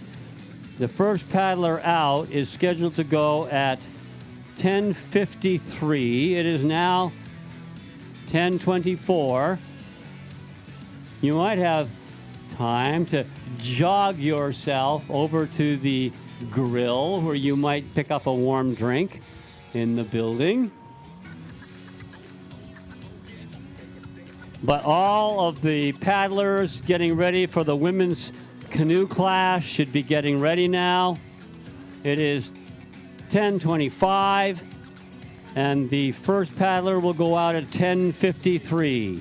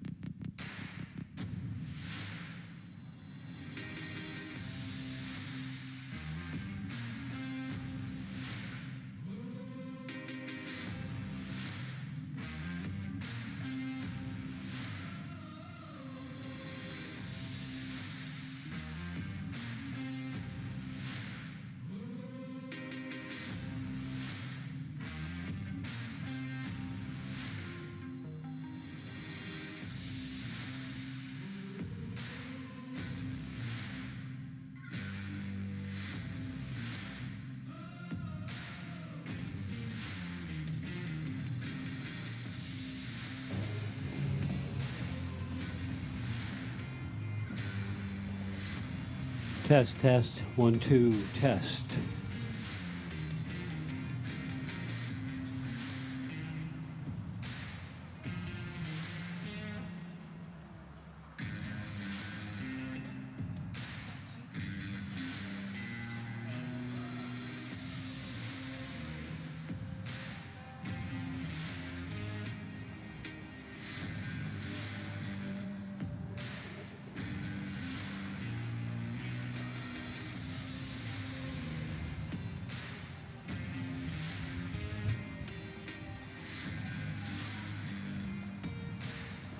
Here we go.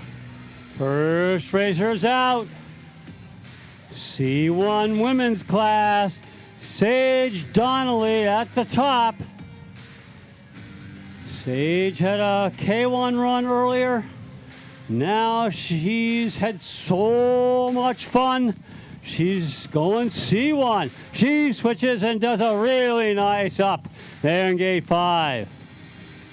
She switches on down, comes through the down. Oh, and she runs direct. She runs direct and she comes right straight across the hole. It's a nice run. She didn't slow and she's gone on down through. Into the eddy for a full spin and back out. Keeping the bow down. There's some bow control. Keeps the bow down and keeps the boat on down into gate 11. Full spins, gate 11. That's a nice, safe approach to gate 11. And she's getting her angle now to drop into gate 13. Comes in nice and high. 1 strokes. 13. Nice and high. Little stalled on the eddy line of 14, but she switches and she comes out and she gets her turn now. Yeah, oh, the river pushed her left and she's going to have to recycle for gate 16. Sage Donnelly, one of the finest paddles we've seen on big water, waterfalls, and now slalom. Sage is in the C1 class, makes a full spin at 18, and she heads on down, also running gate 19 in a reverse, but that makes the angle of approach to 20 really nice. She approaches 20 and she gets out into the fast current, and now she's going to increase the stroke rate. There she goes. She switches to the left side in preparation for gate 21. Oh, she's tight into 21 and she's in and out nice and fast. And Sage Donnelly on to the finish line.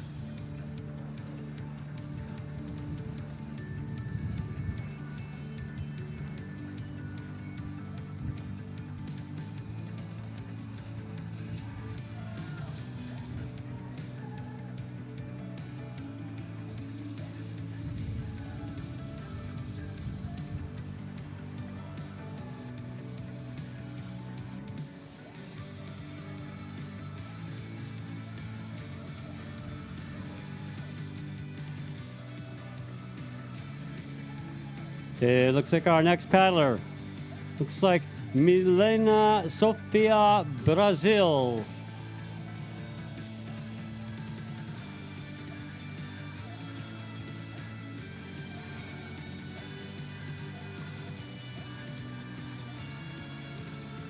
Milena heading downstream and across that sticky hole. Oh, she slides off the back of the wave, falls in a little bit low for the upstream at 8. But she's keeping the boat moving as best she can, and she's going to come out of bib, gate number 8, and she's going to look at 9. It's a very tricky downstream gate right next to the bollard. She goes straight through and into the eddy for a full spin. And she bogeys a move going above the gate, but that gets her set up really well. Her angle for gate 11 in the eddy. Comes in and a little angle, enough boat angle so it grabs the bow of her boat and spins her to the left. She makes a full spin reverse and now gets her angle set for gate number 13. And gate number 13, the reflex wave pushes her bow downstream a little bit, but she's coming out. She's going to adjust and she's going to come across as well as she can. Oh, and into the low into the 80 at 14. But she's going to stay with it. Up. You can do this, Milena. You got this. You can make these gates. Switches side and moves to the sweep stroke on the right. Around to the low side of gate 16 and on up to the top.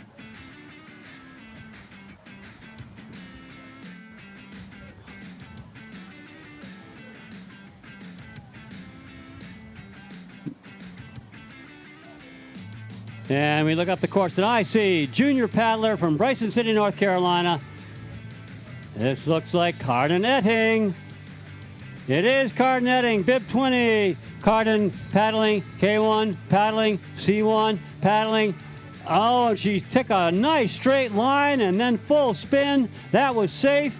Didn't waste too much time. Gets her bow set for, and the reflex wave sends her downstream. She keeps moving. She's not stopping. She's crossing the wave, and she's in the eddy at gate 14. Up through 14, taking a look, getting the backstroke and getting the bow turned. She rides the top of the stopper and just barely slides by 16. She loops around and she's made 16. Carden Etting on into a full spin reverse at 18 and sets herself at a nice angle now for gate 20. Into gate 20, she goes in on her inside edge and she carves the turn and into the fast water and down into gate 21. Carden Etting, hailing out of Bryson City, North Carolina, training in the mountains of North Carolina on the Nantahala River under the guidance of Lee Leaparth, and Carden Etting across the finish line. Nice run, Carden.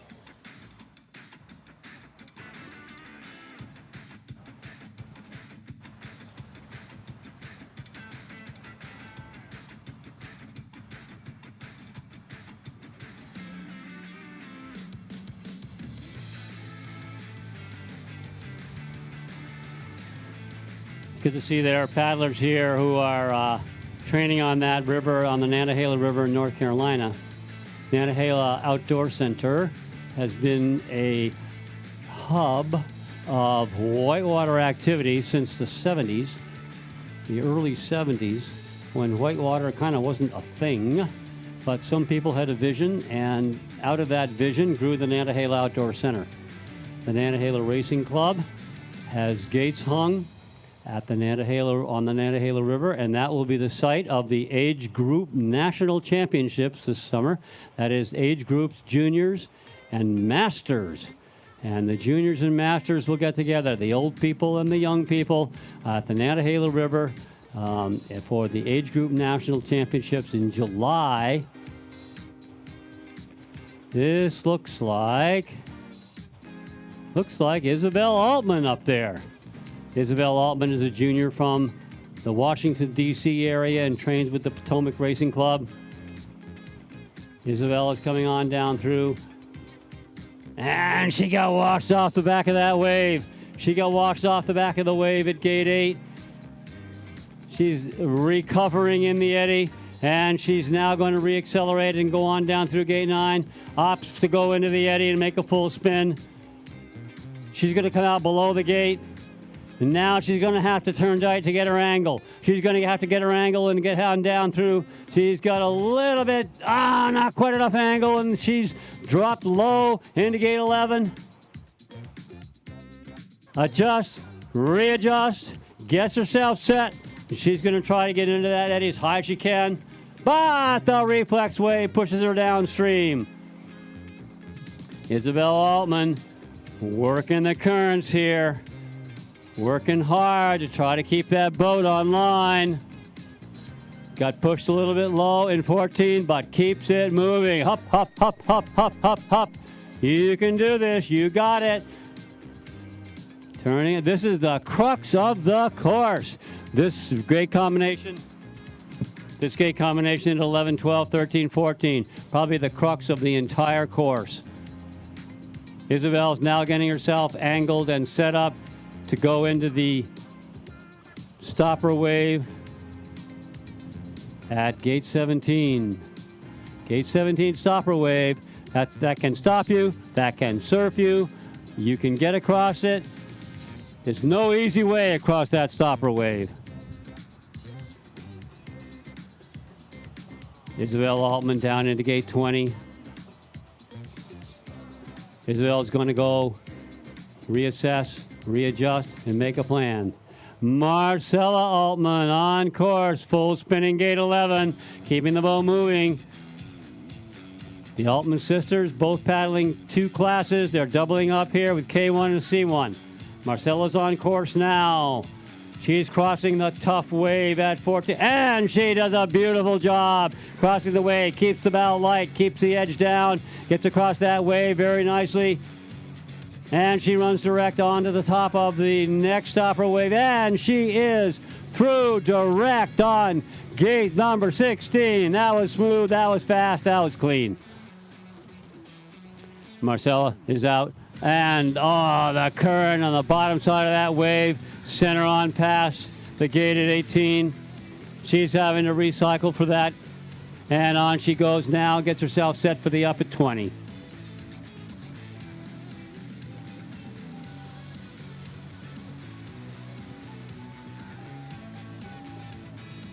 Marcella Altman heading into gate 21. Finishing up her first run in C1. She will go back with her coach. She will look at the video. She will assess. She will come back better, smarter, stronger in run number 2. On course now from Canada, Lois Betteridge, veteran paddler on the Canadian national team. Lois paddles in 2 classes. We see her here in the C1 class, taking a nice straight line on a rudder stroke. She goes and slides right on through gate 11. But the reflex wave at 13 sends her bow downstream. She tries to keep the speed up on the boat, comes across, tries to keep the bow light as she goes across that wave and comes in to 14 quite nicely, doesn't lose too much speed, maintains her speed well through there, and slides off the back of the wave between 15 and 16. Lois is coming back up, and she comes across the river left and now generates some momentum onto that wave. The next wave surfs a little bit, relaxed up there, feeling what the river does, nicely balanced, and she is on through the next down and then lines up for gate 20 upstream right. Lois Betteridge, Canadian C1 paddler.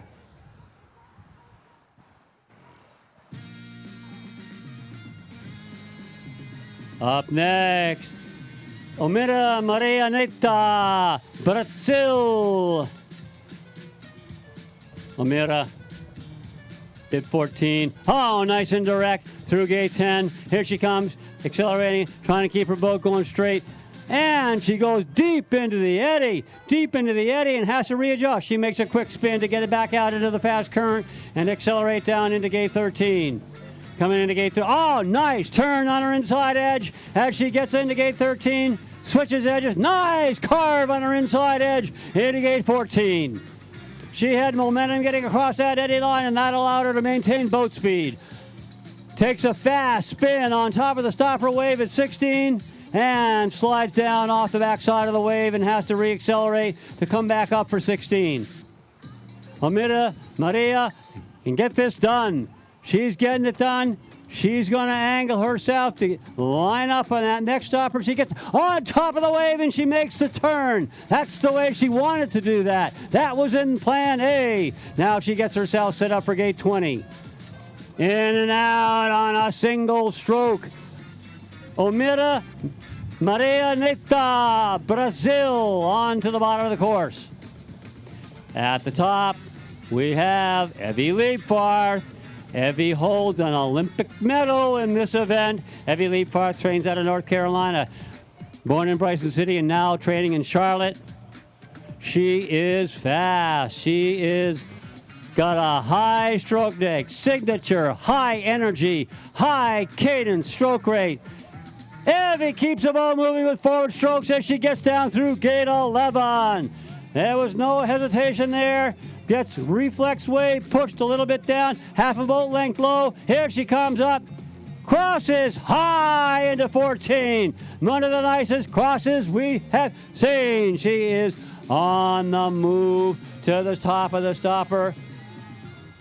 And she makes it on through gate 16. A little bit of a loop there, but it didn't slow it down much.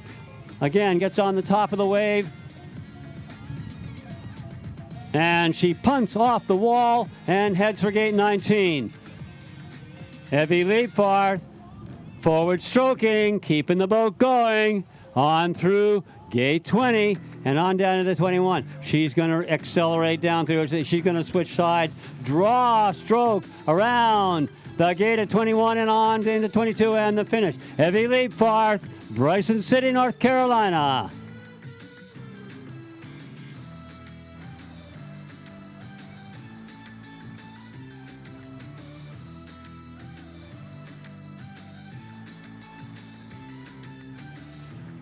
In 3 minutes, we will see the first of the men's canoe athletes on the course. In 3 minutes, first racer will be out of Canada, a junior, Riker Harris.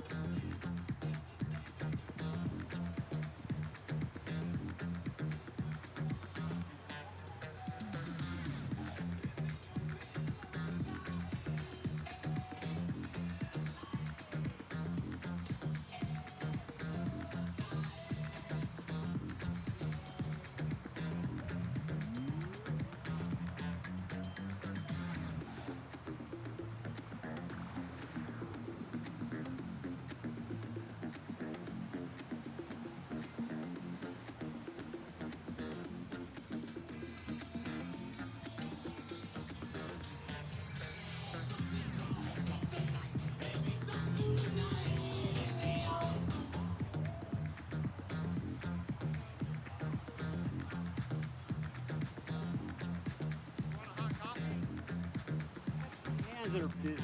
Can't hold them. I love stuff. Thank you. Put it on the stage. I got lead. I got a cup. I'll try it. The wind blows stuff off the stage.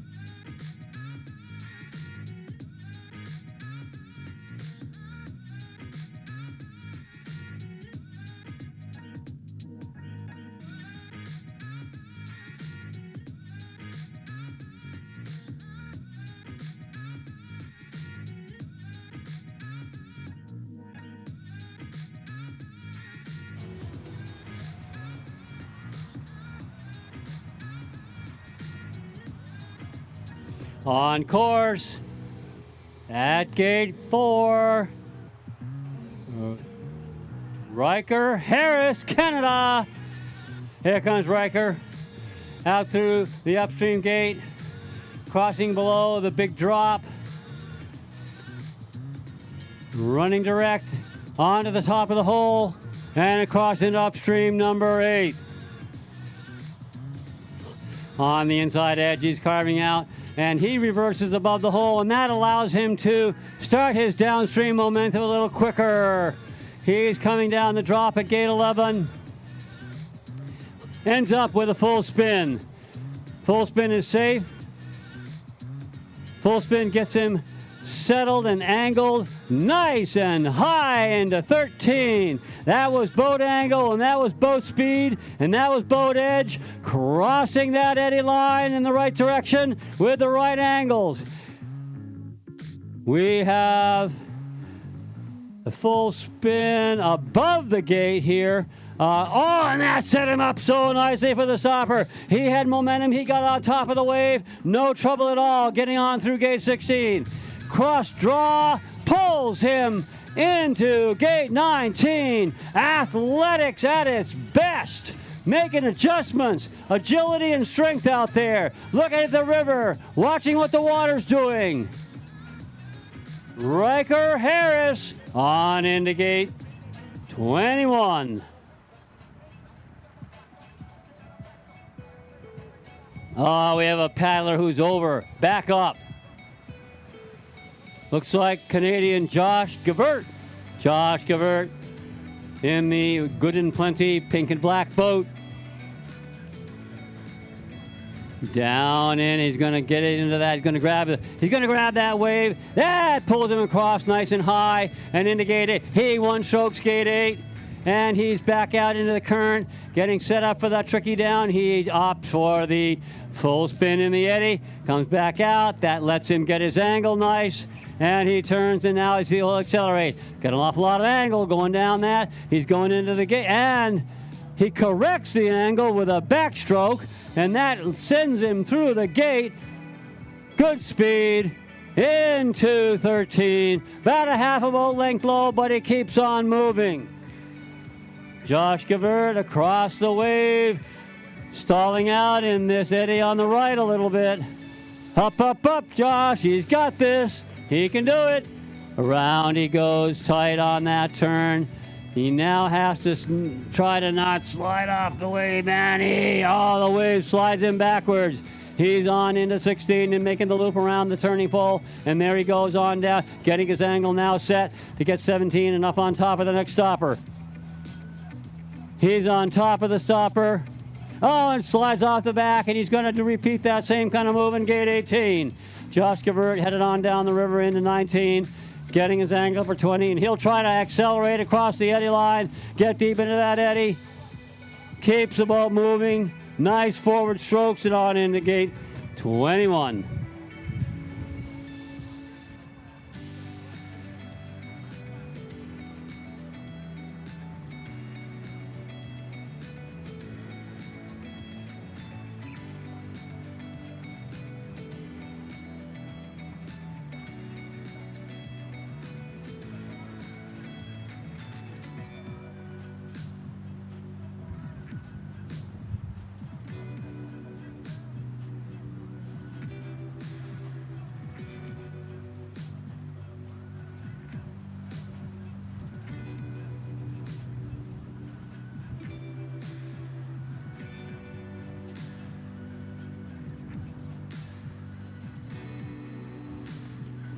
A lot of DNF today.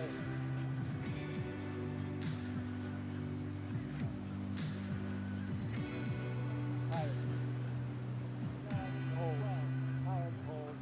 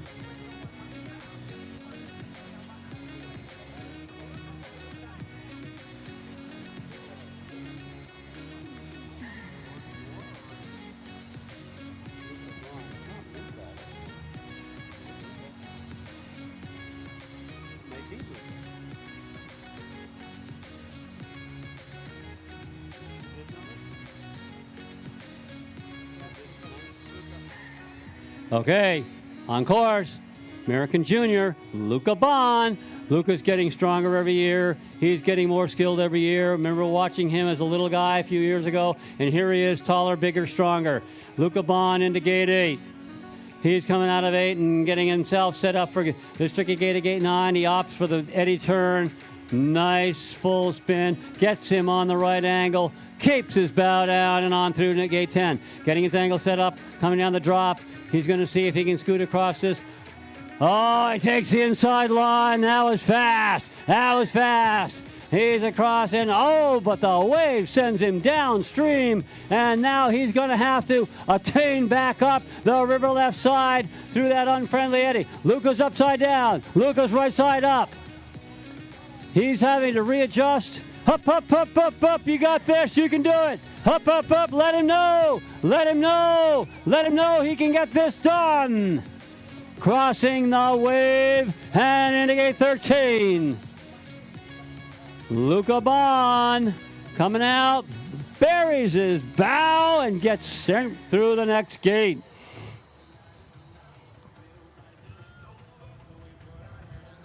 Luca's keeping the boat moving. His run is not done. He's not done. He's going to keep it up. He's going to learn the rest of this course. He's going to come back even better in his second run. Luca Bond, Junior C1 paddler, USA.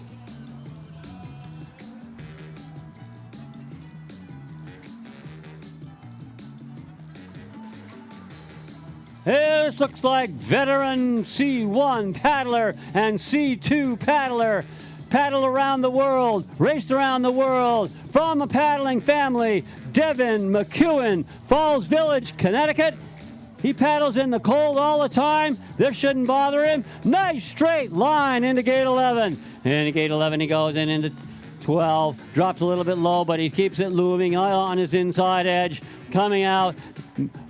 Keeping the bow light. Keeping the bow light and getting across that wave. Devin McEwen is working his way on up through gate 14 on a cross stroke. Comes out on a cross stroke. Gets his angle. Pulls on the cross stroke. And the way he slides off the back of the wave, and he's at gate 18, attaining back up to make that gate. No 50-second penalties for Devin. He's going to make it happen. He's going to get on down through gate 17 into 18. And the stopper did the same thing to him down there. He's going to have to work on mastering that stopper wave. Devin McEwen, C1, C2 Olympian. He's paddled in the Olympic Games in C2.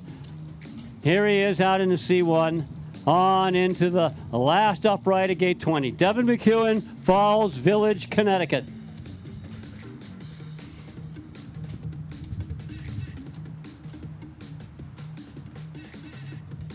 Canadian paddler, Tyler Gavert.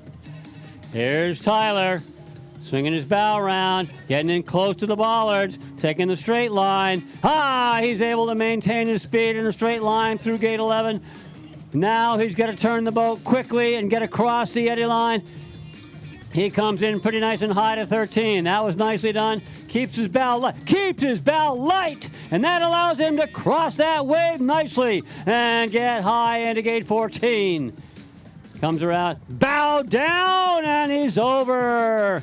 Bow got sucked down by that hole, and over he went, but he's back up, and he's bad at it. There he goes, fast as he can go, across that next stopper line. There goes Gavert, recycling for gate 18.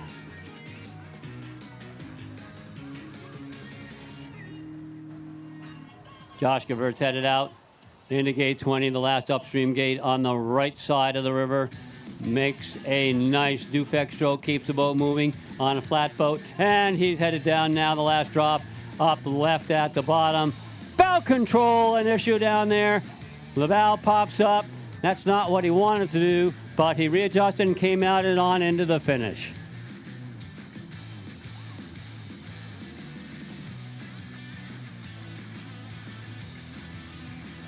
BIP 88.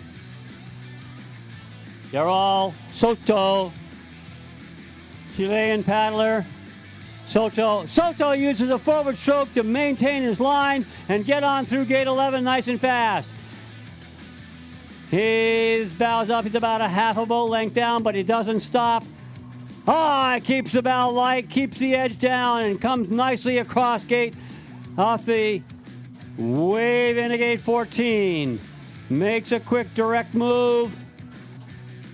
Thought about a backstroke for a second, but he was sliding off the back of the wave and has to go below 16 and come back up.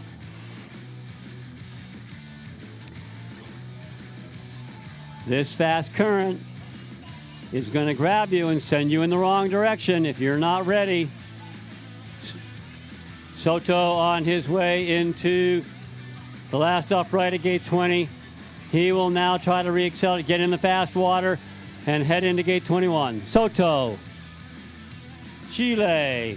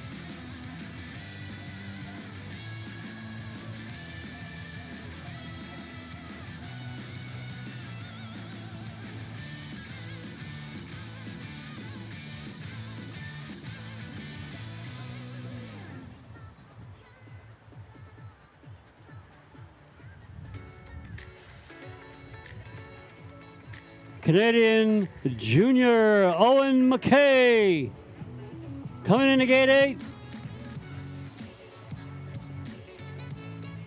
Owen McKay down and opting for the eddy turn full spin in gate 9. Coming out, that means he has to come out far, get his angle on that current, get himself turned, and head down into the deep eddy in gate 11. Weight back, bow light. He's pretty fast through there. Ends up with a full spin, but he kept the boat speed up pretty well. And the reflex wave pushes him downstream to the right. Body re-accelerates on through gate 13. Keeps his bow as light as he can as he comes across for gate 14. Pretty high into that, looking good. And on he goes down, working the wave to get across and run direct at 16. Tough move there to run that direct at 16. He's working the wave here, and he runs reverse at 18. He's going to re-accelerate as best he can on into the gate in 21 in the upstream, keeping the boat speed, and he's nice. He glides on the carve on the inside edge, right around gate 20, and on into 21.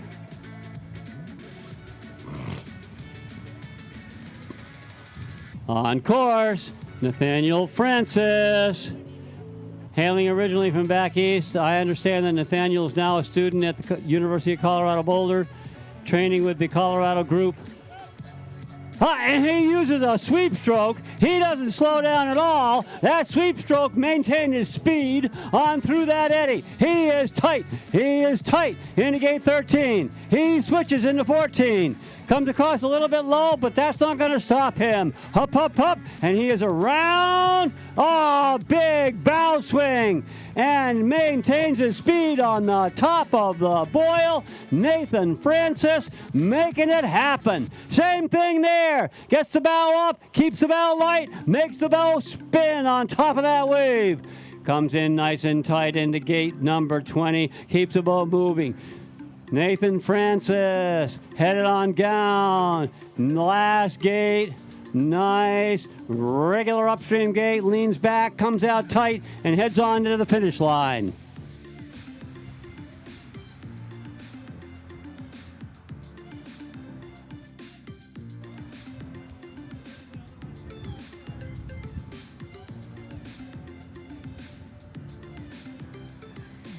Next on course, Brazilian paddler Charles Correa. Our Brazilian friends are braving the cold here in Oklahoma and showing us some good paddling on this course at River Sport. Runs a direct line through there, comes in close to the bollard. Look at that rudder stroke and stern draw. He was fast through gate 11. Oh, it's so tight. Tightest we've seen into 13. Correa is on into 14, moving across, looking on a cross stroke, getting turned early, surfing the wave, and a direct move to the next downstream gate. He's headed into 17. And the same thing. Full spin, nice and fast. And on into gate 21. That was well done through the crux of this course in these tough gates from 13 through 21.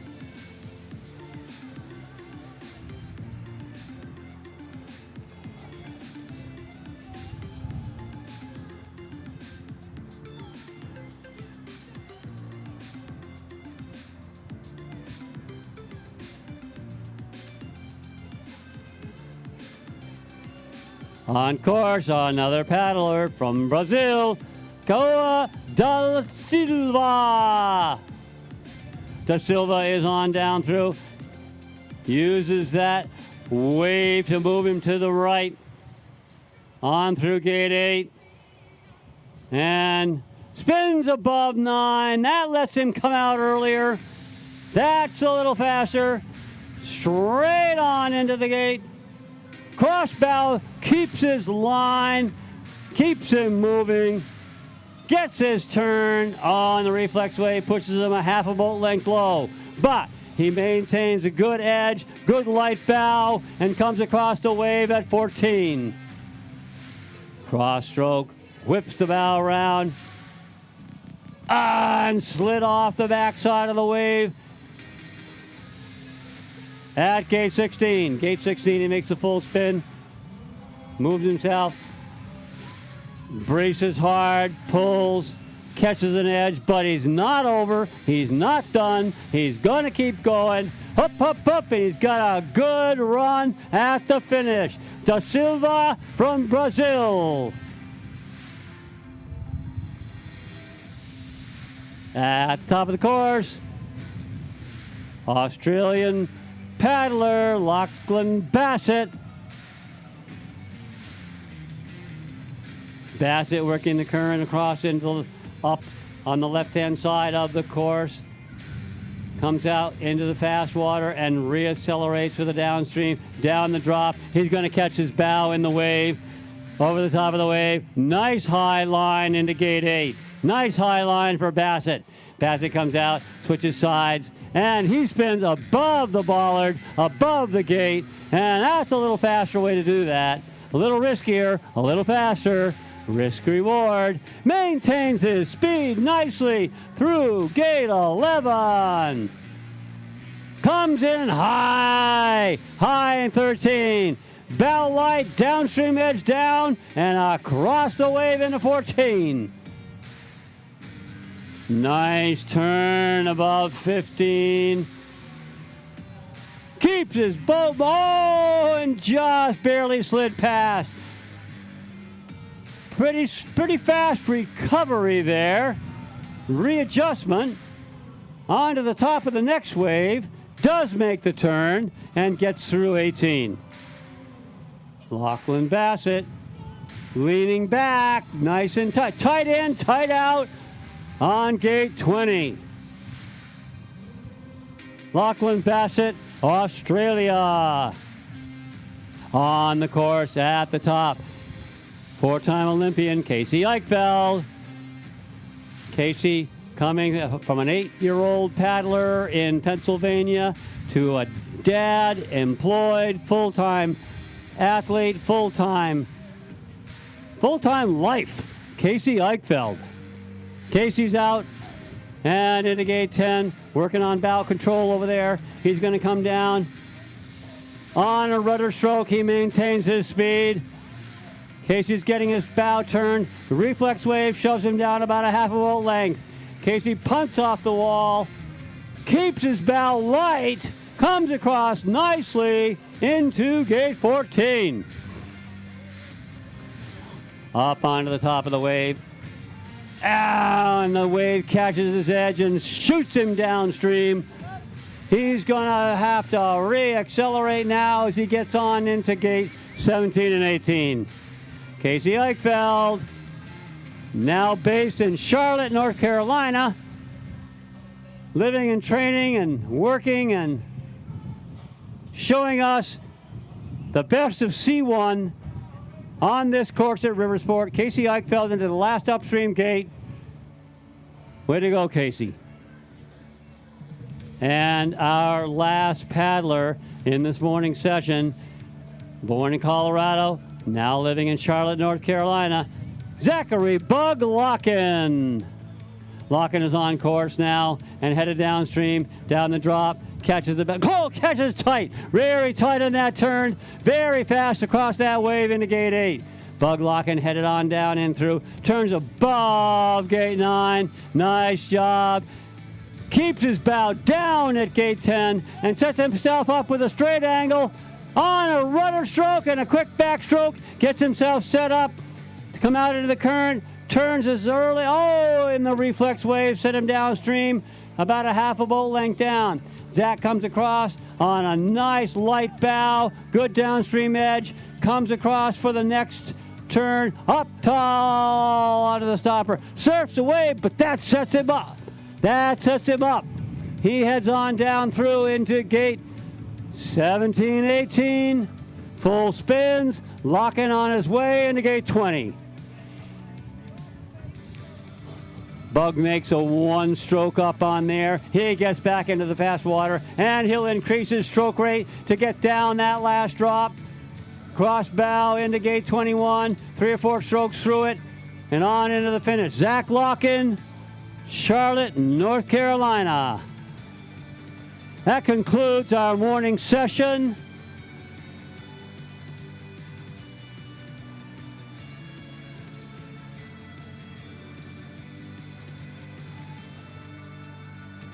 The women will start their second runs in kayak at 1 o'clock. Second runs in kayak commence at 1 o'clock. Go on in to the Big River Grill, get yourself a sandwich, get yourself a hot coffee in there, get yourself warmed up, talk to your friends, look at the video, rehydrate, freshen up, and everybody's back out here, 1 o'clock, first women K1 class this afternoon.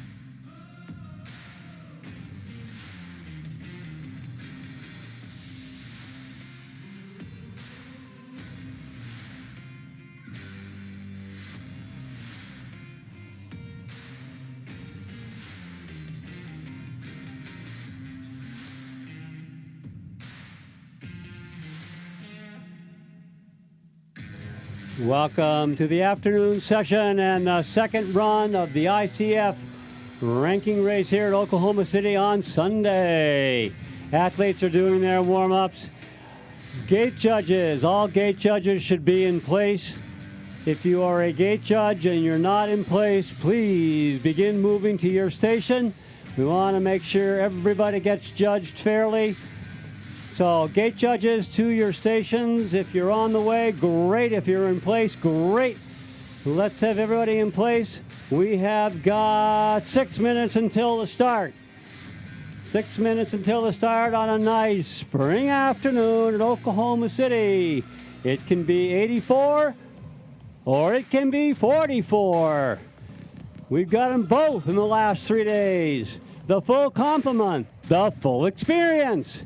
Here we are. Now, the good news is that it's 46 degrees, and that's 2 degrees warmer than it was this morning. So we can all be happy that it's 2 degrees warmer now, and the wind is increasing. So that's getting better? I don't know, but here we are, 46 degrees on a beautiful March day in Oklahoma City at the River Sport Whitewater course for the International Canoe Federation ranking race. This site, this venue will be the site of the ICF World Championships next year. And of course, it will also be the site of the Olympic Games in 2028. The Los Angeles Organizing Committee has voted that this will be a satellite site. The Oklahoma City will be hosting canoe slalom as well as softball. Those two events will be held in this satellite venue. Olympic Committee was here yesterday inspecting the site. They were here along with officials from the International Canoe Federation. They were making their observations. They were accepting some suggestions from coaches and course designers. There will be some modifications made to the River Sport course, sort of improving and updating the course. The course here was built in 2016. It is the second artificial whitewater course in America. The first course is in Charlotte, North Carolina, which was built in 2006. This course in Oklahoma City was built in 2016. The newest course is just 2 years old, and that is in Montgomery, Alabama. Montgomery, Alabama was, last week, the site of the Pan Am Championships and the first of the International Canoe Federation ranking races in North America.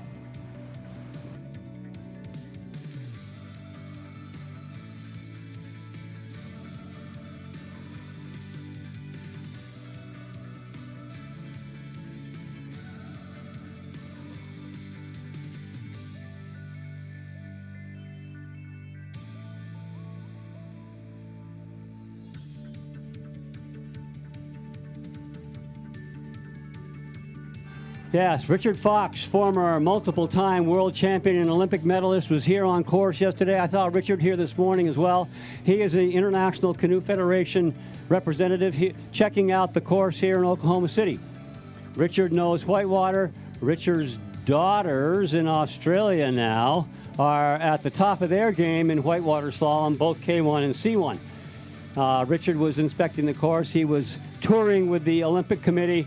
Everybody was looking at possible options for changes and plans to improve the site. So here we are, Oklahoma City, already a world caliber venue, and it's only going to be better as we prepare for World Championships and the Olympic Games in 2028.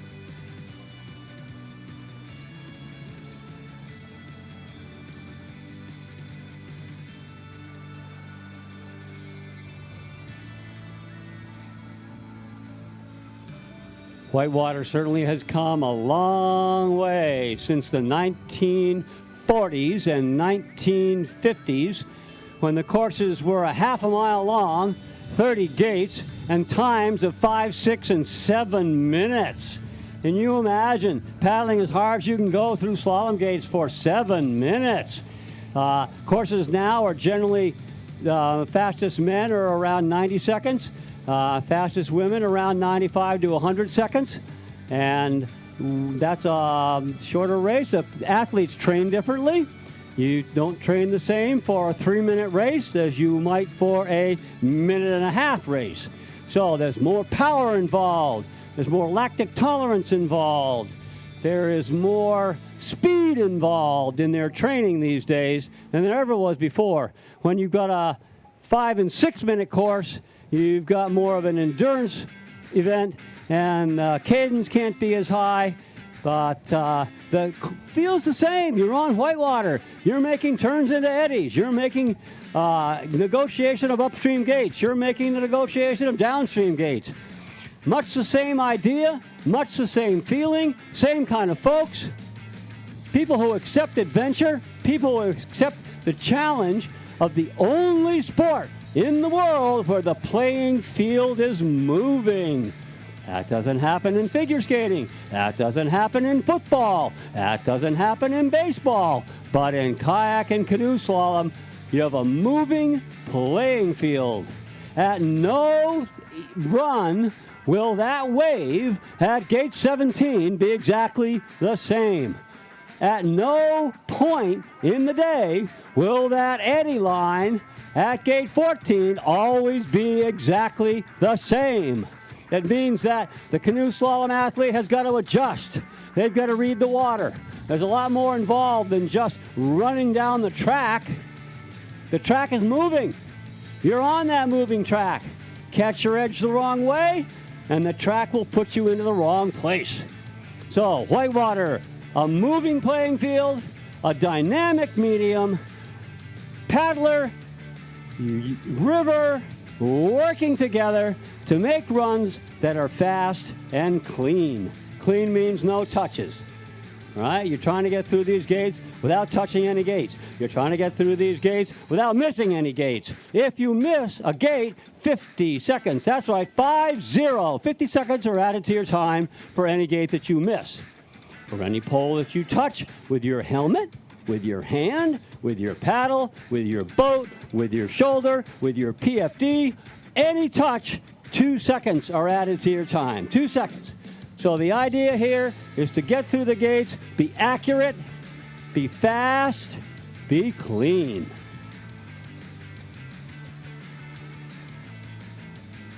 And I see racer at the top. Looks like a United States junior. Looks like Ivy Lentz on course. Here comes Ivy. Ivy is under the age of 18. Can't say that those kids nowadays, they never do anything. Well, here we've got awesome kids under the age of 18 accepting the challenge of whitewater slalom, working with coaches, working with parents, trying to make themselves faster, trying to make themselves better.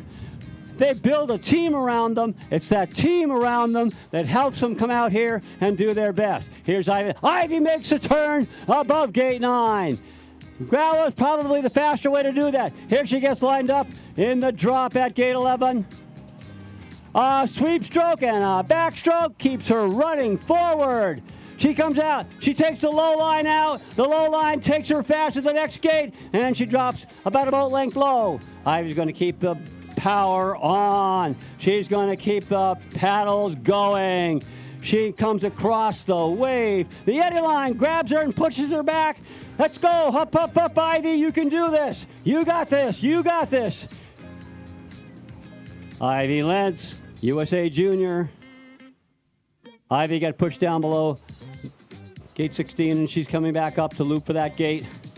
She is through the gate, and she will now try to set her angle and accelerate to get into the upstream at gate or into the next downstream gate after the stopper wave. She surfs the stopper wave very nicely, didn't lose any time there, and she heads on down into gate 19 in the upstream at gate 20. Ivy Lentz, USA Junior.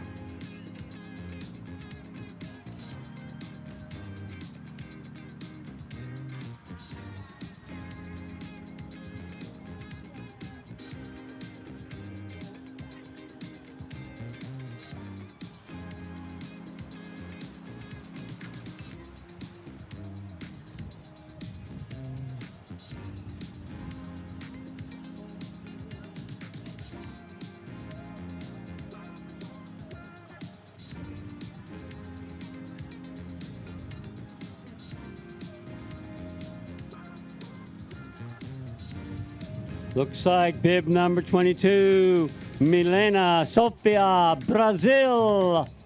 Our Brazilian paddlers are up here adapting to the whitewater river sport. They're adapting to the 46-degree temperature, and they are doing a darn good job of it.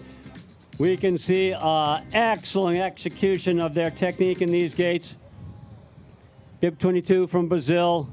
She gets her angle. She heads down the drop. She drops into the eddy for the full spin. The full spin is a nice, safe way to get through that gate. The gate is moving. The day is windy. And that was a nice, conservative way to get in there. She's absolutely sure she can set up her angle to come in very nicely and high into gate 13. That was facilitated by that good move up at gate 11. She is over. She is up. She is en route. Hup, hup, hup. We can do this. Milena, we got this. We can get up onto the top of the wave, and she gets sliding off the back of the wave, and we'll loop around for gate 16. Gate 15, 14, 15, 16, kind of the crux of the whole course is right here in the middle. Milena is surfing. You learn that kind of skill while you're out river running, doing some play, doing some surf. And she's through the gate and on down through into the upstream at gate 20.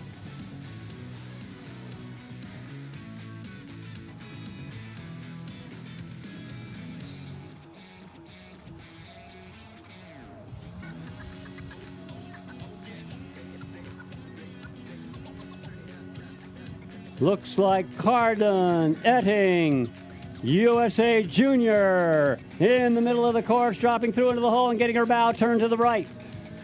She comes across that center right directly into the gate, the upstream gate at 8, and she is turning above the bollard. That's the fast way to do that. And she keeps her bow down, keeps her bow under control, gets close to the bollards, and goes straight through. Beautiful execution of gate number 11. No speed lost. Nice rudder stroke. She gets herself turned across the eddy line into that boilie eddy on 13 and comes up. Little too much bow pressure on that wave, sends her low, but she's on the move. There she goes, and on into gate 15. Climbs onto the back of the wave and has to loop around the bottom of gate 16. Carden had a great first run. Here she is trying to improve her time and her score on her second run. You can see her accelerate the boat across that wave and onto the top. She took a stroke in the right place on the upstream side, and it accelerated her right onto the top of that wave. That'll let her turn up and set up well for 19. She's now out of 20, and she's headed down into 21. Cardenetti, she's going to accelerate, come across, come in as tight as she can. 1, 2, 3 strokes out, and on to the finish. Carden Etting Jr., Bryson City, North Carolina.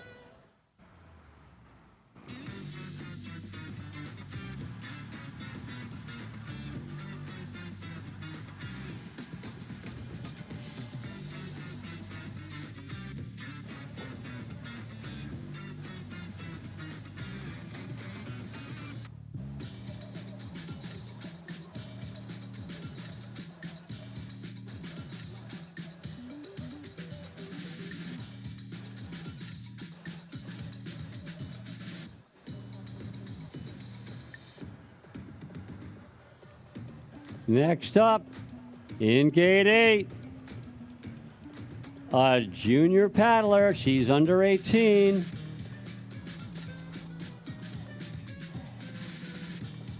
Isabella Altman from the Potomac Race Club. Nice, smooth line. Gets a little bow control practice there. She'll adjust that the next time she has that kind of a gate. She comes in nice and high to 13. She's in and out of 13. Keeps the bow up pretty well on 14 and comes in high. Isabel Altman, American Junior, running direct and on to, oh, nice. That turn was perfect. She grabbed the wave with the bow of her boat and it pivoted her boat into the exact right spot.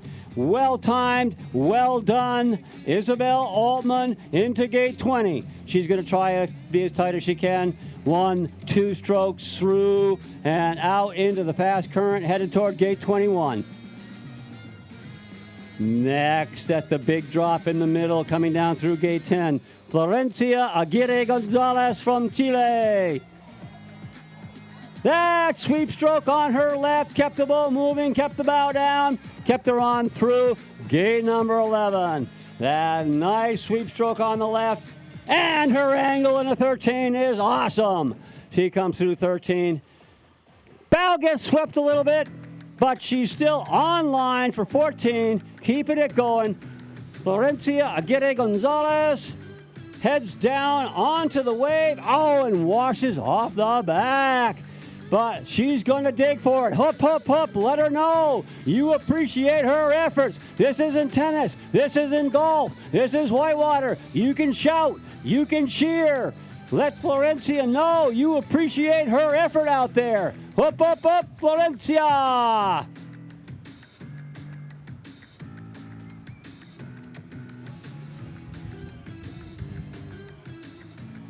Now, gate 6. Bib number 16, in the middle of the course, we've got Marcella Altman. Excellent cross from 13 to 14. Kept the bow light, kept it up, kept the downstream edge just down enough. She runs direct, and she gets swept past gate 16. That's a risk you take in running that fast line. A little risk reward there. The tactics may have to get adjusted.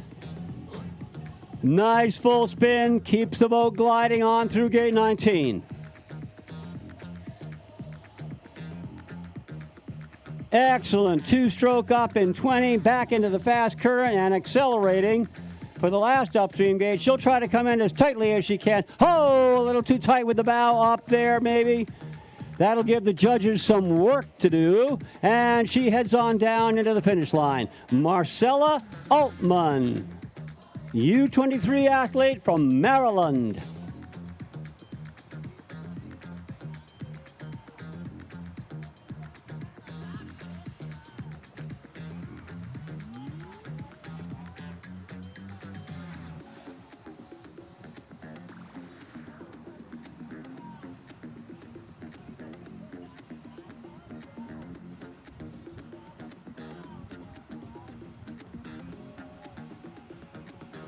I think our next athlete looks like Omira Marianeta from Brazil. Omira has been out here racing hard. She raced in Montgomery. She turns above the baller. That's the fast way through. And she is tight. She's on the pole. That keeps her line straight. Look at that straight line into gate 11. Little bow control issues there. But she does come into 13 as tight and as high as anyone has done that all day. She does the sweep stroke and gets through that gate in a single stroke. Omira Maria is now, and she gets pushed down below 16. She's going to have to loop for that gate. That's one of the toughest gates in the entire course. Readjusting, tactics, replanned, a nice spin there for gate 18. Omira Marianeta into the up in gate 20. The water pushed her low. Look at that. Look what that river can do to you. You're going to have to come back, and you're going to have to try to take charge of that boat on that hurly-burly whitewater. In the middle of the course is Ria Shribar. Ria comes in on the inside edge. Oh, carved in so fast. Nice carve across the wave. Kept her bow light, kept her angle. And she is out of there and does a single stroke. Gets her angle set. Is able to run direct. She goes through number 16, 17. Onto the top of the pile. Makes that turn. Ria Shribar, American paddler based in California. Here's Ria. She's been a veteran on our national team, and she's trying her best to make her next national team, this being the last race of American team trials, These runs count. Rhea's making her run count. Looks fast and clean from what I've seen. Excellent job, Rhea Shriba. And behind her real quick is Evie Liebfart. Evie's first run was awesome. She was would have been 5th in the men's class. She punts off the wall, has speed, crosses the edge line, keeps her bow light, and she's into 14. Evie Liebfart down with a single steering stroke, grabs the top of the boil. That allows her to turn the boat and run direct through 16. Evie gets on top of that pile and again pivots the boat up on top of that pile where the water is slow. That allows you to spin the boat up there and not get pushed left or right. Evie is quickly into gate 20 and she's accelerating now into the fast water. She picks up her stroke rate. Signature technique of Evie Liebfart. High, energetic stroke rate. Here she comes. Couple of strokes through, 21 and on down through the finish line. Evie Liebfart. Now on course, Sage Donnelly. Sage is living in Nevada these days, where she's running some of those big Sierra rivers. Sage paddles C1, she paddles K1, she paddles freestyle, she paddles waterfalls. And she's paddling at River Sport today. Sage Donnelly on the course, nicely through gate 12. Oh, she's tied into 13. Awesome. Kept the boat moving, kept her bow light, kept her angle across to 14, and Sage Donnelly is now out, opting for the reverse. That sets her up. Look at that. That sets her up perfectly to run 16 direct. That was tactics. That was a plan. That worked for Sage. Sage Donnelly coming across for that next. Again, she's up on top of that pile. You can see you get up on top of that pile, and you can turn the boat. The boat slows. It isn't shoved left. It isn't shoved right. Sage up on top of that pile, making an excellent run through those offsets, and now headed downstream into gate 21. Coming in tight, coming out tight, and Sage Donnelly on to the finish.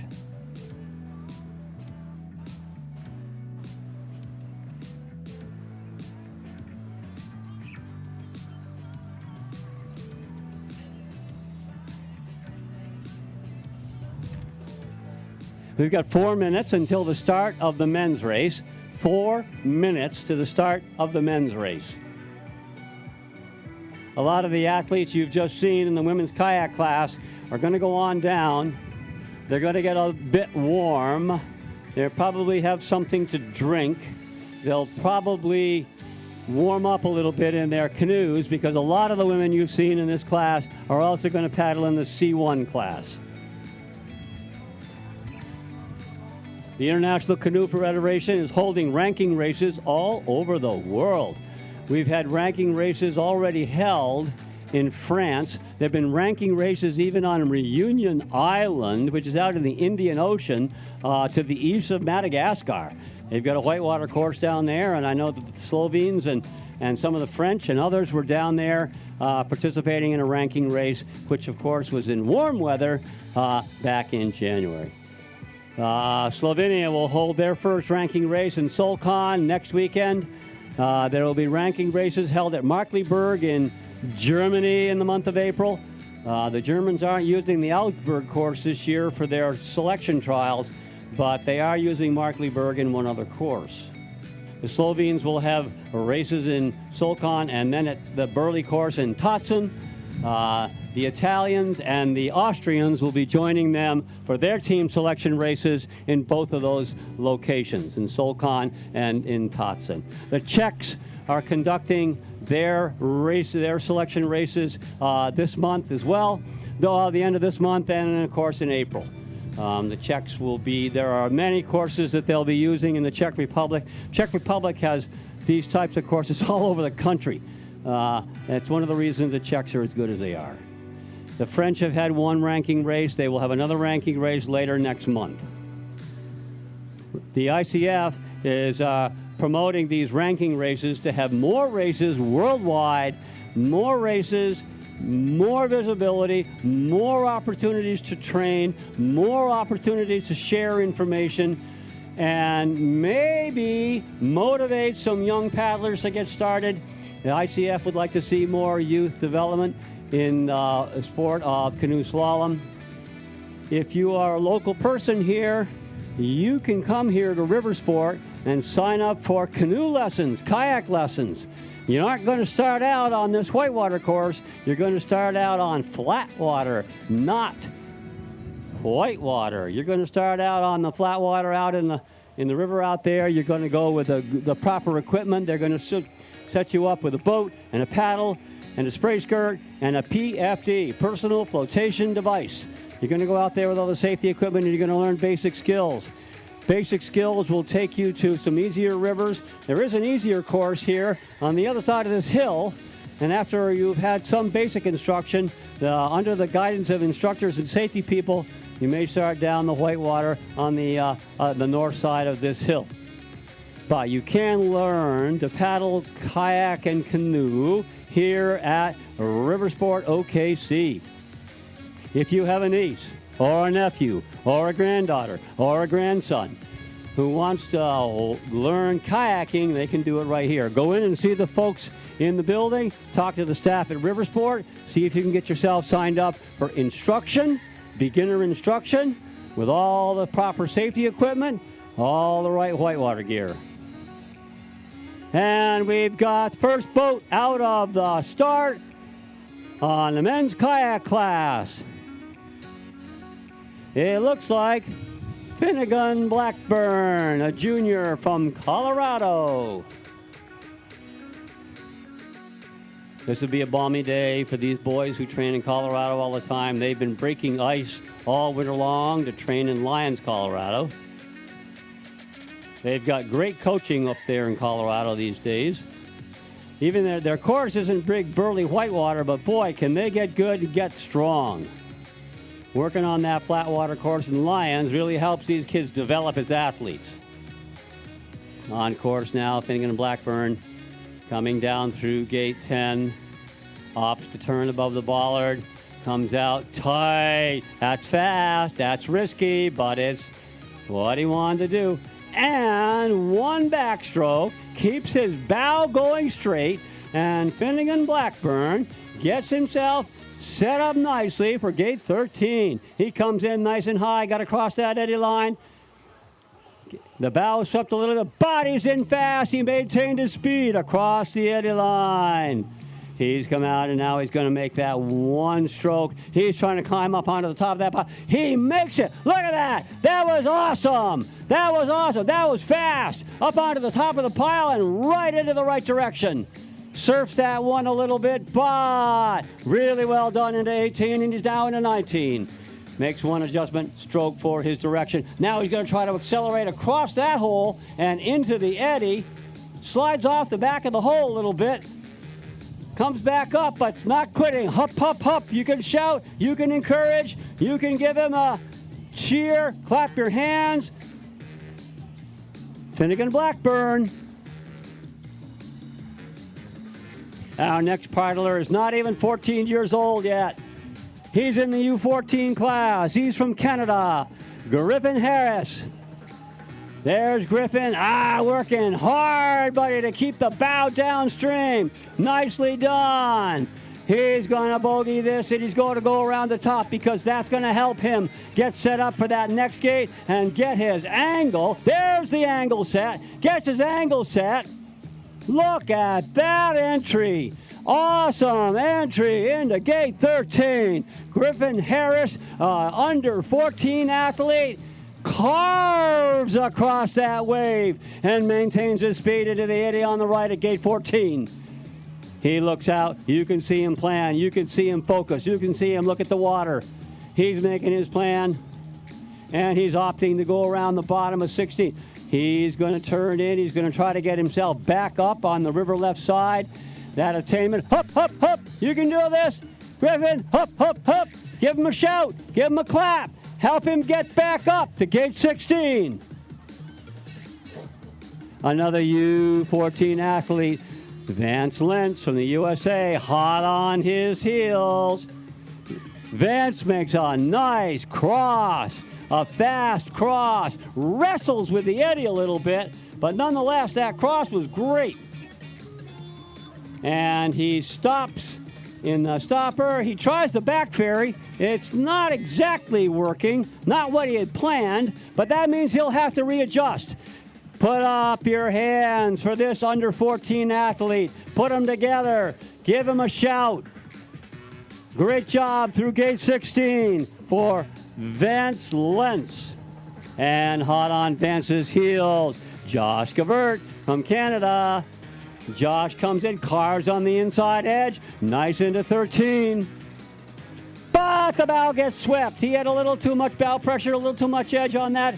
He's coming back up, and he makes it through 14. He made that adjustment, and now he's got the backstroke. And he spins. Look at that. Spins on the top, but just washes down the backside of that stopper wave. Gavert is now readjusted and recommitted to the next wave. This one, he gets the way he planned.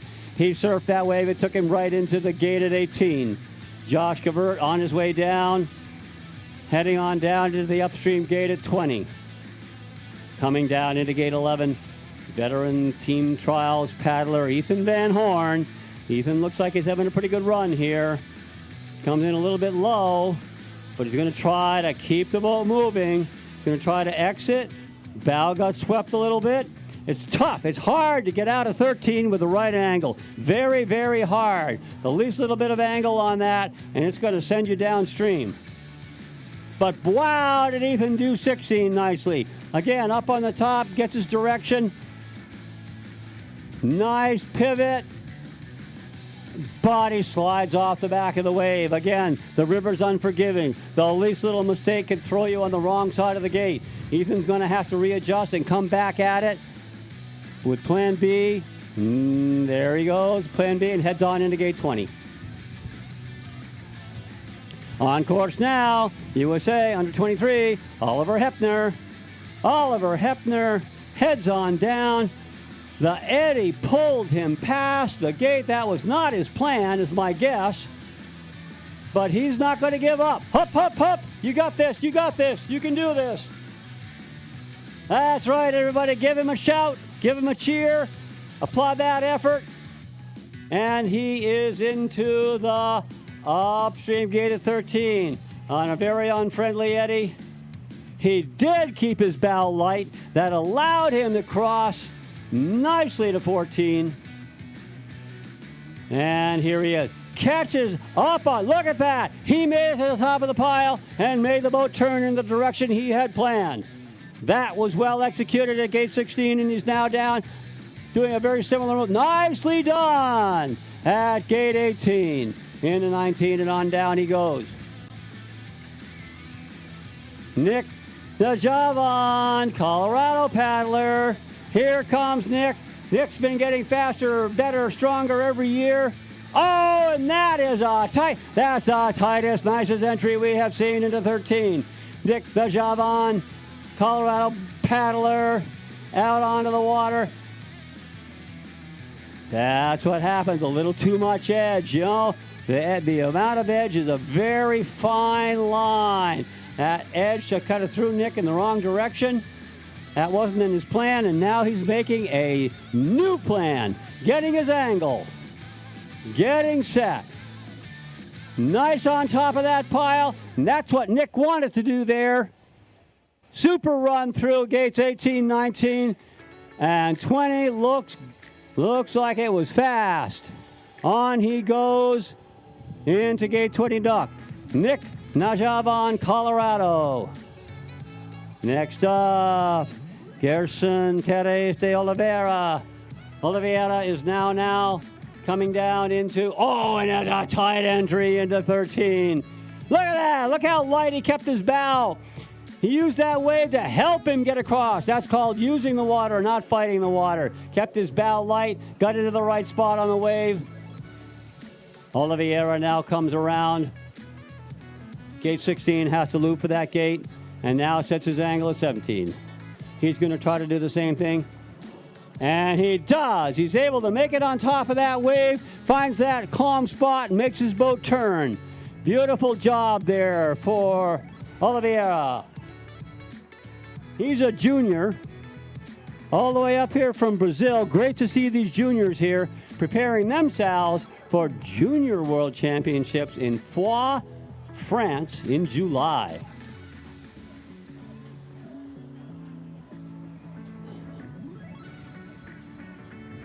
Looks like Riker Harris, middle of the course now.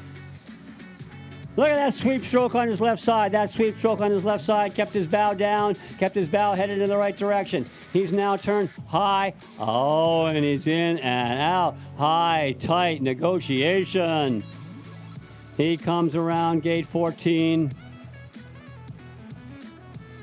Riker Harris opting to hit the eddy. That lets him set his angle. He's got the angle set. He gets to the right spot. He gets through 16. Riker Harris, Canadian paddler, training with the Ottawa group, makes a full spin and heads himself up, gets himself in the angle for 20. He's going to try to penetrate that eddy line. He gets across the eddy line. He's close to the pole, and he is out as fast as he can go. Increase the stroke rate, increase the power, head on down into gate 21. Does it on a standard Dufek stroke, but keeps the boat moving and on into the finish.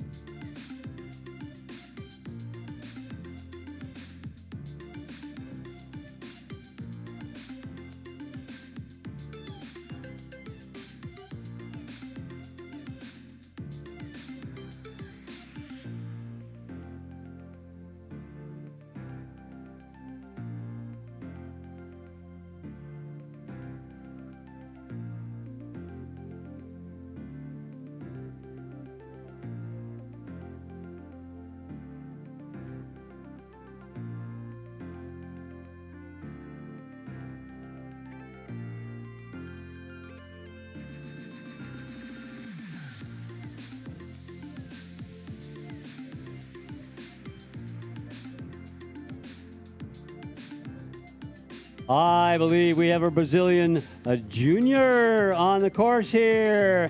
David Santiago dos Santos Ribeiro.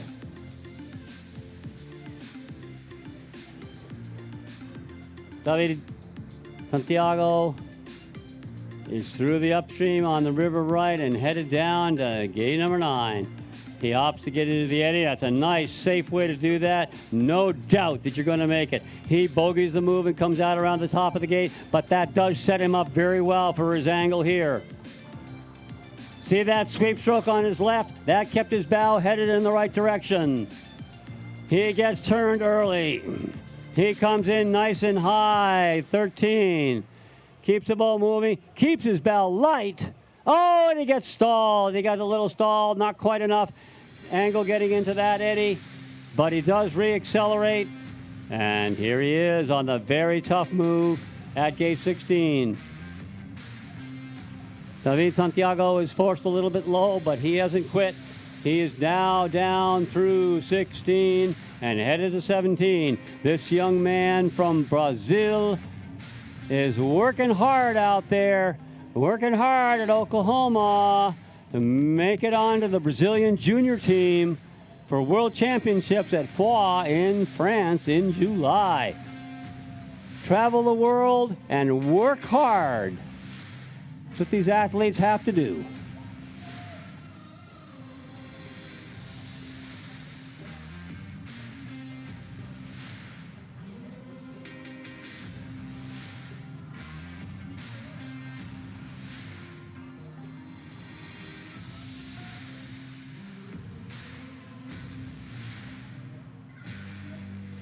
Our next paddler looks like Andrew Delker, USA Junior.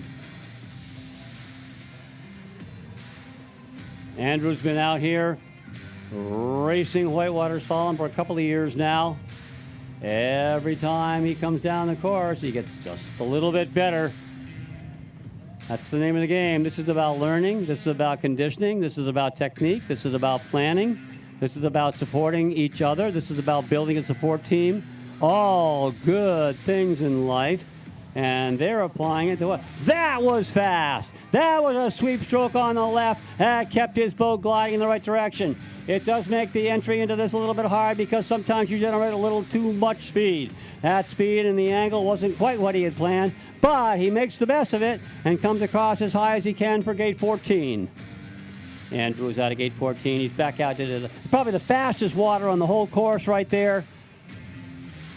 It can grab your boat and do exactly that, throw it in the wrong direction. But Andrew's not quitting. Up, up, up. He can do this. Give him a shout. Put your hands together for Andrew as he works the top of that boat. Look how that worked. Not quite. He slid off the back. He didn't maintain his position on the top. But he's still at it. He's not quit. He's going for it. He's going to go as best as he can and head on in to gate 20. Next on course, from Djibouti, Magan. Takes the full spin reverse. And that does work. That does work. And it gets him out into an excellent position to come down and get into the next gate. But the river gives him a shove. It shoved him to the right when he wanted to go to the left. Magan from Djibouti, working hard to attain back up through the eddy. He'll cross this fast current. He'll get to the left side, and now he will have to attain again as he tries to negotiate gate 13. Magan goes through, and he pretty darn nice ferry across to 14. Goes out, runs full spin reverse, and that allows him to look to his left and set his angle. And he's able to make it into gate 16 nicely with a full spin reverse. He's now headed on into the next stopper, onto the top of the pile. Oh, he's just barely slid off the back. Magan Djibouti on course. Does his learning training now in Charlotte, North Carolina. He and his brother are based down there now. Charlotte's a great place to learn and train, getting themselves prepared for this race and a world ranking race, hoping to represent Djibouti in many more races in the future. If you've never heard of Djibouti, it's a very small country in North Africa. Check out a map, find Djibouti.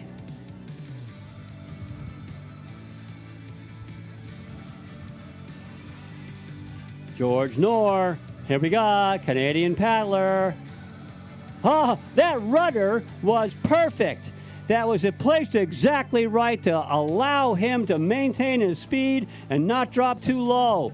That was an awesome rudder stroke. George Knorr across here, gets swept a little bit, little too much angle coming out of that. It's really hard to get the right angle coming out of 13, but he comes in 14, looks at 15, trying to run direct, jumps onto the top of the pile, and he makes it. He makes gate 16 in a full spin reverse. George Knorr, Canadian junior. And he does the same thing at gate 18.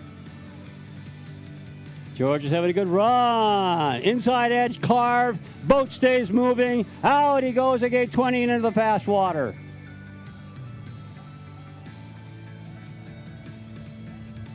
In the drop, Tyler Gavert, Canadian paddler, maintaining his speed very nicely through gate 11. Gets turned, comes in about a half a boat length low, but he is through the gate, carves nicely.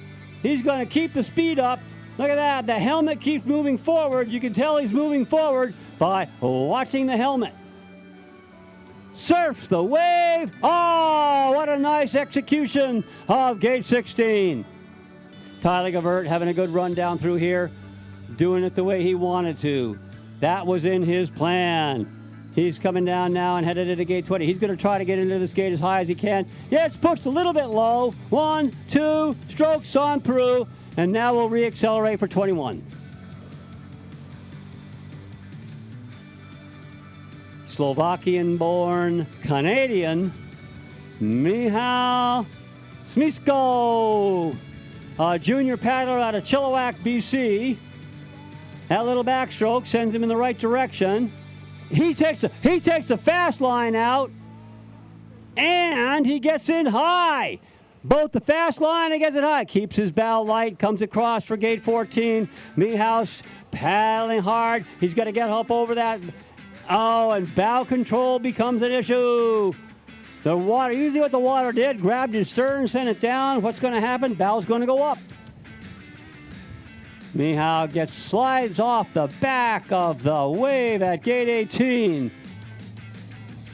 And he will now try to get himself back online at 20.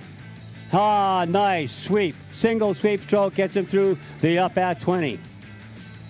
Michal is coached by his mom, who is a former Slovakian national team paddler.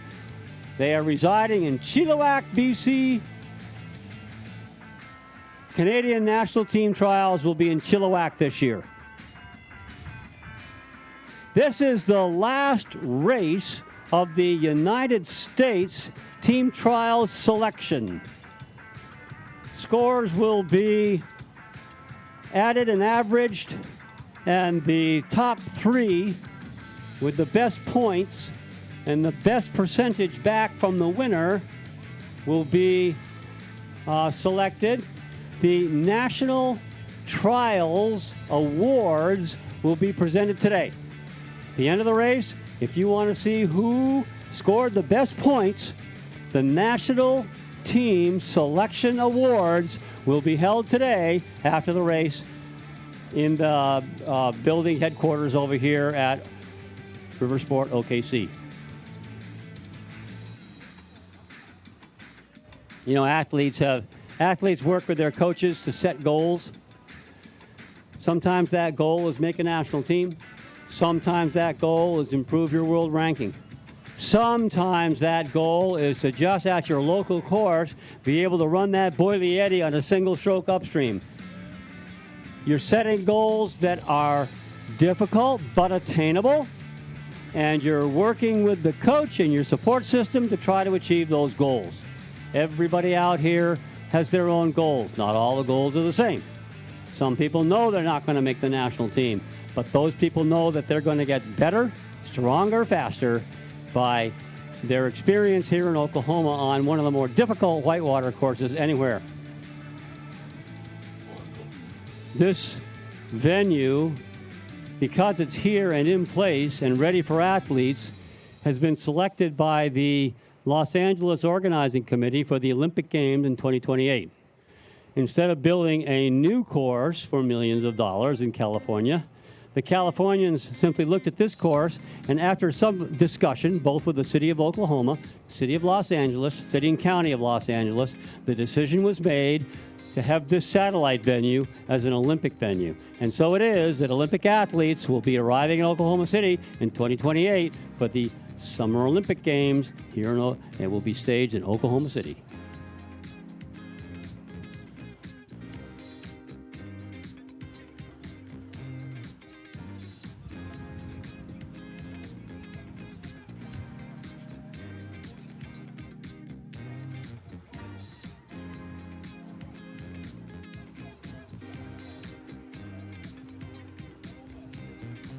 Looks like bib 48. That would be Owen McKay, Canadian junior. Look at that forward stroke, sweep on the left. Boy, did that send him fast through gate 11. That was an excellent negotiation of gate 11. That one sweep stroke on his left side sent him on in to gate 12 in a nice line. Here he is coming out, and he's going to try to catch the wave. He does. Look at that. Top of the wave, and he makes a turn. That was well done. Owen McKay, Canada. Again, on top of the wave. He slides down. Gets his angle changed. Nice. Maybe not the fastest, maybe not plan A, but that was an awesome display of control of the boat on the top of that stopper wave. And Owen heads down into gate 21. Canadian juniors. Here we have Jordan Sherman. Jordan is strong, fast, smooth, controlled. Look at that. Look at that high entry into gate 13. That was classy. That was fast. Jordan Sherman, one of the strongest paddlers, working his way toward what he hopes is a position on our national team. Jordan now, you see the strength it took to paddle back up there? That was strength, that was agility, that was determination. Jordan Sherman on down into gate 20. This is a fast run, ladies and gentlemen. This is fast. This is fast. It's been looking clean down here. Jordan is running through these gates, trying to not touch any of them. He is tight. Sweeps with a single stroke in 21. Jordan Sherman, great run.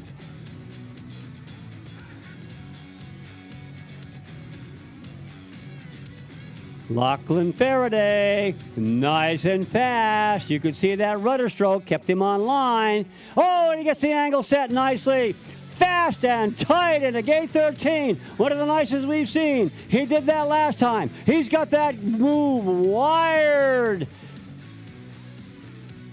Faraday is now aiming at the top of the boil. He made the top of the boil, giving the judges a little work to do there, and he had to do a full spin. But he's adjusted. Now into gate 19. Faraday is eyeballing the eddy line at gate 20. He'll get across there as fast as he can on the inside edge, flattens the boat, makes the turn, and heads to gate 21.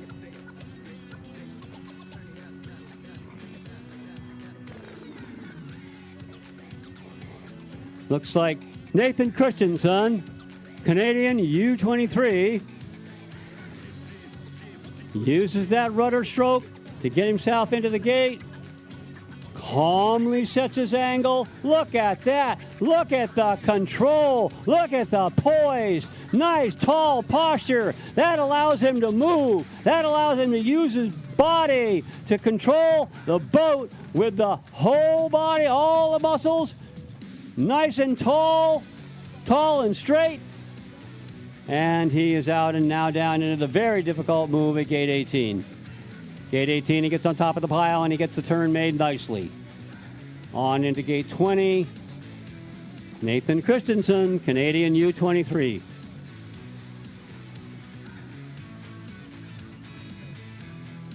A strong paddler from Peru. Actually from Venezuela. Alexis Perez Rincon. Alexis has been quietly getting better and better here. Focused, coachable, nice line in gate 11. Oh, look at the turn. Look at the turn and the angle. That angle was perfect. The perfect entry angle at a 13. All of that, he keeps his bow nice and light, and he gets across to gate 14. Nice job, hard turn. Gets a little surfed in there. And he runs it direct. He ran gate 16 direct. That's fast. And he's full spinning gate 18 and on his way into the upstream at gate 20. Alexis Perez Rincon, Venezuela.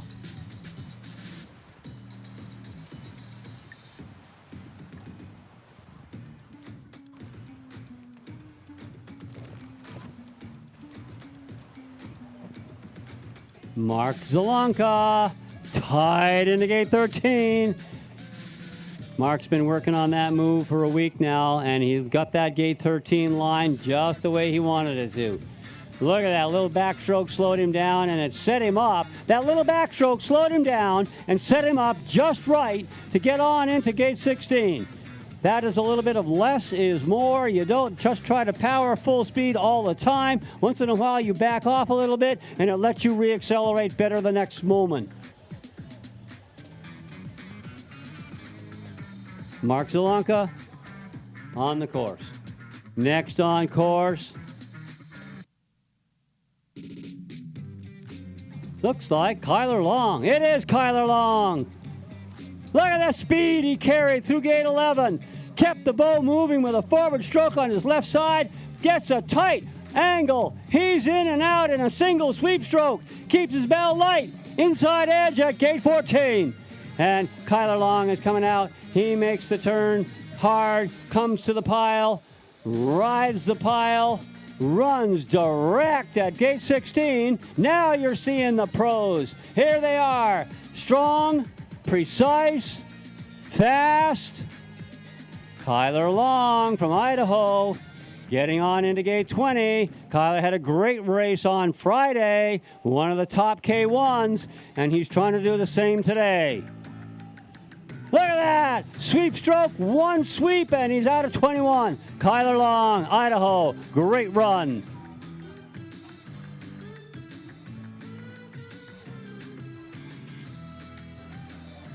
Cole Christie Williams on course. Kept the bow control, kept the bow down. Now he's into gate 11. Look at that little sweep stroke he had on the left side, and that kept his bow moving on through gate 11. Turns early. Oh, and the boat got pushed by that water as it came down the drop, but he adjusted quickly. Nice into gate 14, keeps the boat moving, looks downstream, doesn't go out too far. And he makes the full spin reverse. He makes it in time to get through gate number 16. Does a very same move again at gate number 18. And on down into gate 20. Cole Christie Williams, one of our top juniors earlier in his paddling career, is now looking for his place on the U.S. team.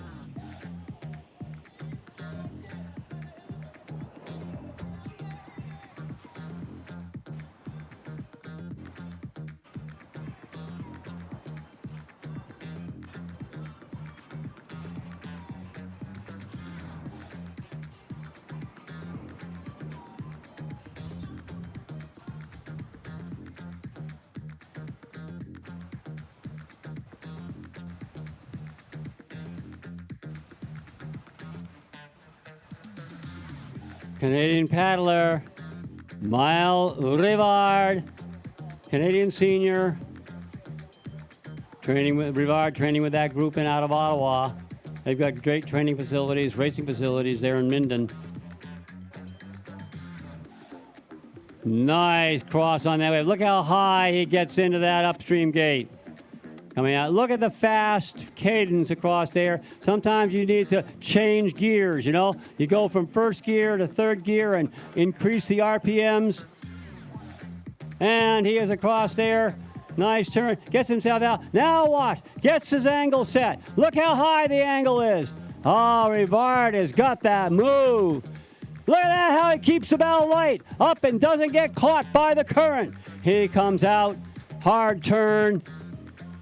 Now he looks at the top of the boil. And he slides off the back. That was not the plan, but he's going to readjust. He is going to get his line back. He goes to the left side, and that allows him to generate speed toward the right. Now look at that, how that speed toward the right was able to bring him up on top of the pile, and he's now headed into gate 20. One stroke on the sweep. Heading downstream into gate 21. Mile Rivard, Canada.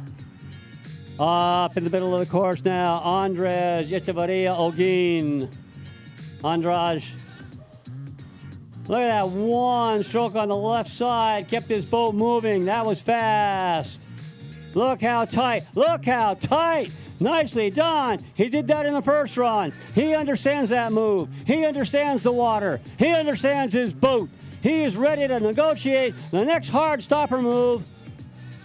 And he does it nicely up on top of the boil. Keeps the boat moving and heads on down for a very similar move again.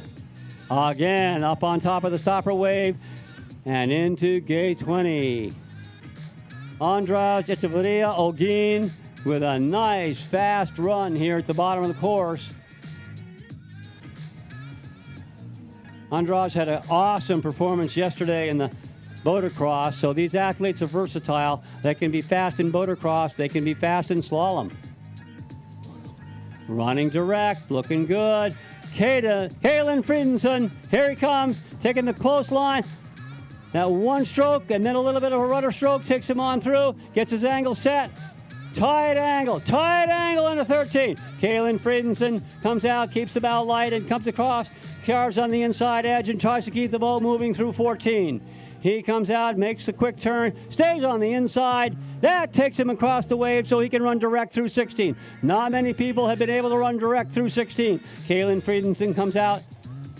Oh, direct at 18, direct at 19. No one else has done that. Friedenson on a roll. Headed down. Watch, pick up the stroke rate into 21. Oh, and he stalled. He got stalled on the eddy line. That was not in the plan. He'll have to try to do his best to sprint past the finish line. Kalen Friedenson looking real strong up here. On course now, in the middle of the course, Tyler Westfall. Tyler out of the Potomac Club.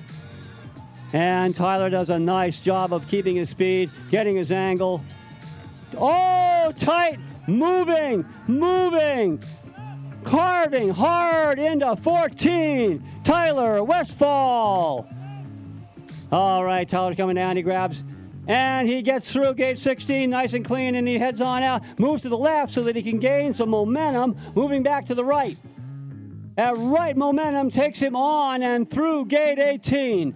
Tyler Westfall, full-time athlete, part-time coach, all-around busy human being.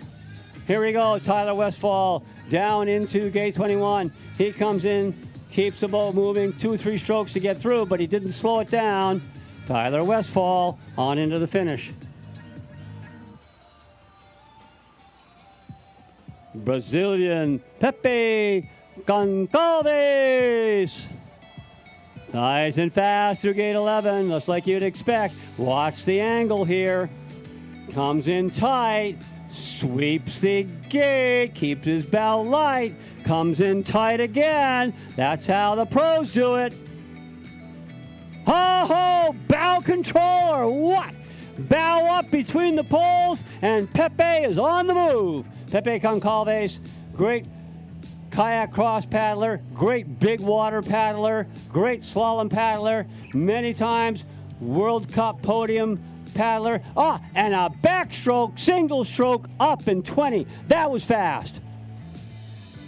Sweeps 21 and out to the. That's going to be one of the faster times of the day.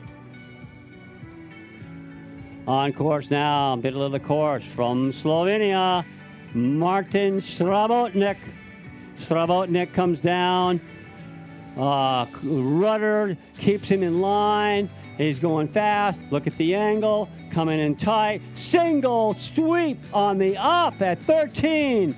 On through 14, punts off the wall to reaccelerate. Srabotnik whips the boat around. It's not even there. Runs a full spin, and now he heads to the left so that he can regenerate velocity. Back to the right. 18 is a reverse. Quick spin for 19, and Srabotnik into 20. Tight sweep on the inside pole. Srabotnik goes on down and into 21. That's how they do it in Slovenia. The last man on the course today, Mateo Desnos, Brazil. Mateo Desnos, our top-ranked paddler. No hesitation or no slowing down at all at gate 10. Same thing at gate 11. Keeps his line. Watch the angle here.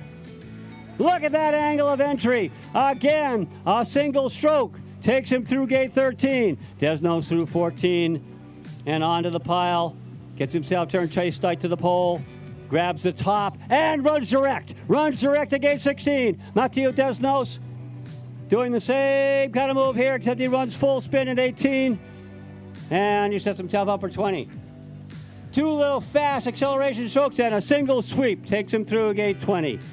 Matthew Desnos is on the move. He is fast so far down here, looking good. Trying to be fast and clean through the entire course. Desnos on to the finish.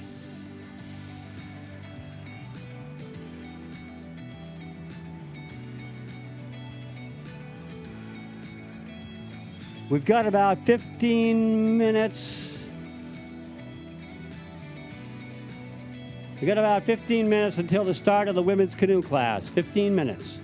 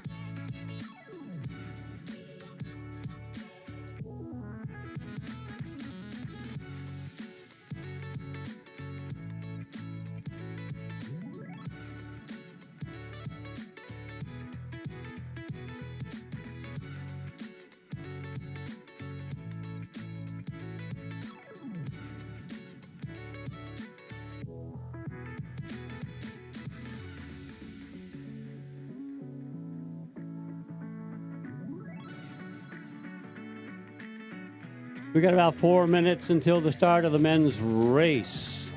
If you are interested, I have some unofficial results. I just looked at the times that were put in that last run, and these are not official. They've not yet been checked by all of the video judges, so these are unofficial results. But they give us a darn good idea of what's going on. In the women's kayak, in first place, Evie Liebfarth with a clean run of 93.28. Evie was clean at 93, would put her in a good position among the men's class. In second place, Rhea Shrivar, clean run also with a time of 98.93. And in third place for the women, Omira Marianeta from Brazil. She's third with 102. Fourth place goes to Lois Bettridge, Canada. Fifth place to Marcella Altman, U23 paddler from Maryland. Sixth place, Isabella Altman, Sister Isabella, going on into sixth place. Seventh place is currently held by American junior Carden Etting in seventh. Eighth place in her return to slalom, Sage Donnelly, solid into eighth. Ninth place held by Florencia Aguirre Gonzalez, and the top 10 are rounded out with Ashley Nee, veteran racer from Maryland, USA. That's the women's unofficial results.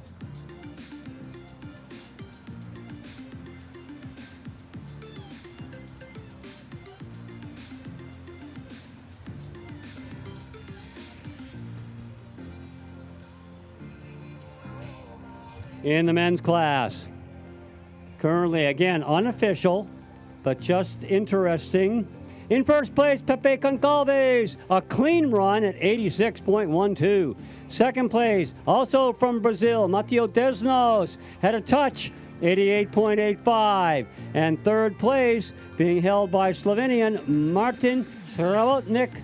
Martin had a 89.85. Those are your top three.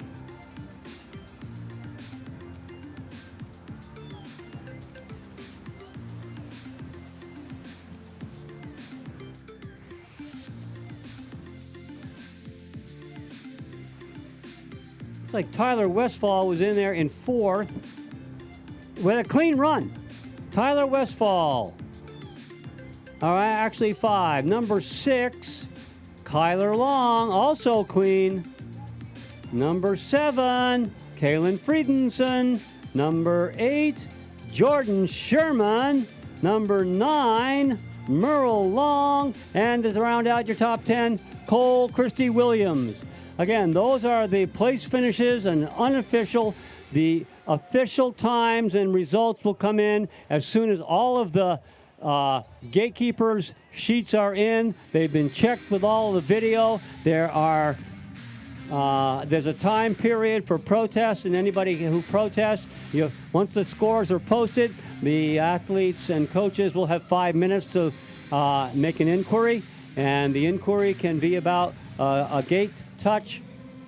And once all of those inquiries are processed, once all the video is looked at, then they can certify those results. Those results that I gave you are unofficial, but they sure are interesting.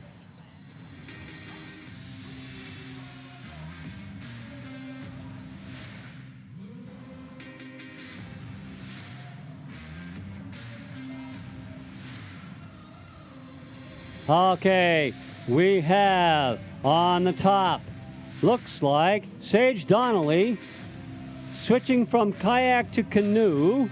Here she is. She had a great first run in her kayak. Let's see how she does in her canoe in her second run. Sage Donnelly choosing to match her skills against this tough white water in Oklahoma.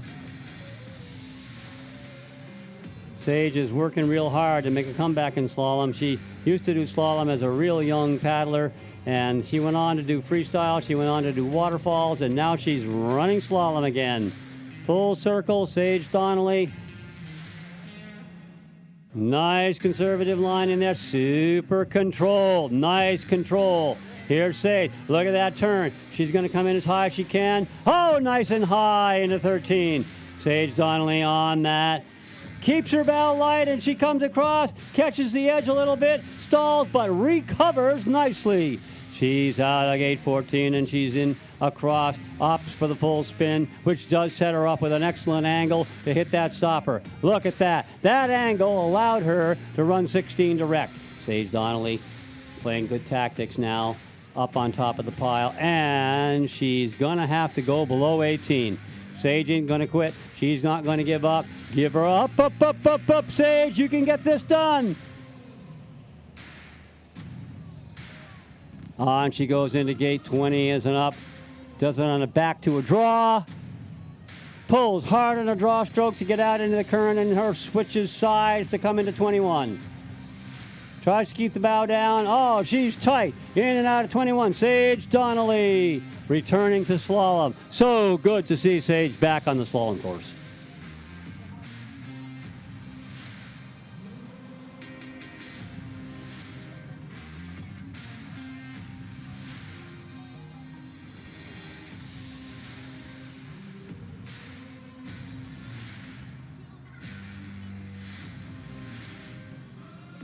I believe our next racer is from Brazil, Milena Sofia.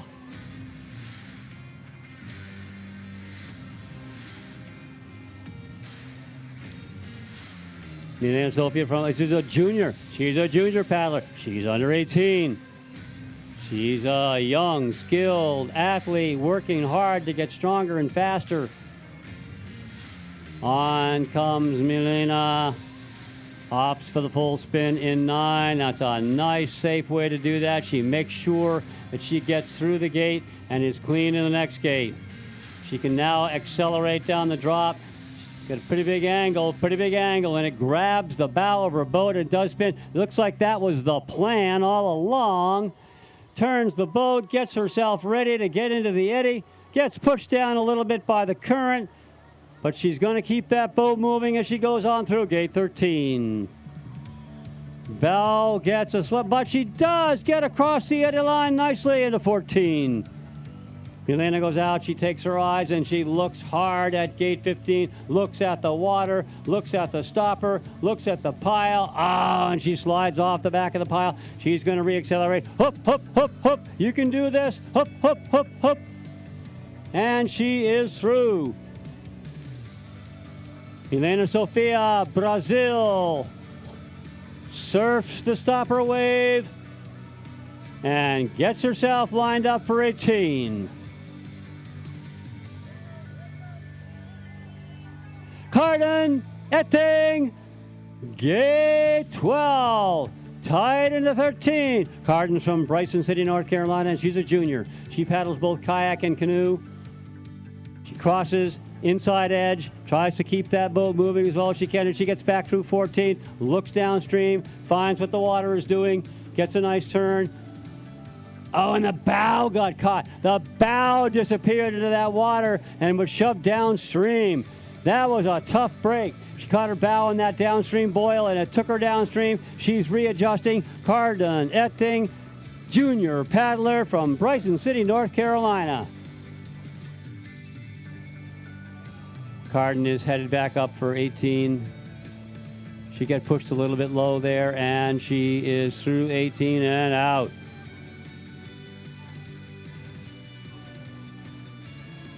Carden working hard. She's working hard. She's trying to keep her speed up in gate 20. The arms are burning. The forearms are lactic. The hands are cold. She is not a quitter. She is on the move. She is through the last upstream gate and on toward the finish. Carden Etting, junior paddler from Bryson City, North Carolina.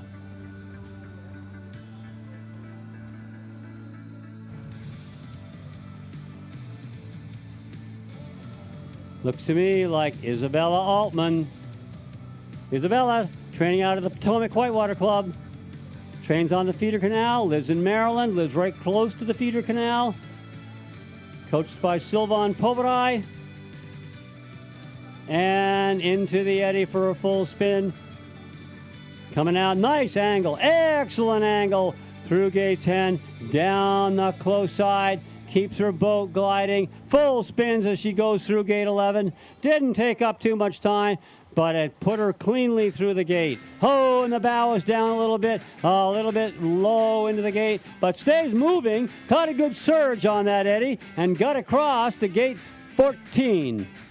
Coming across through gate 14, and now she's got to recross that current, get up on top of the wave and turn. Oh, she opts for the full spin. Looks like her bow got stuck in some slow water over there, and that turned her back to the left.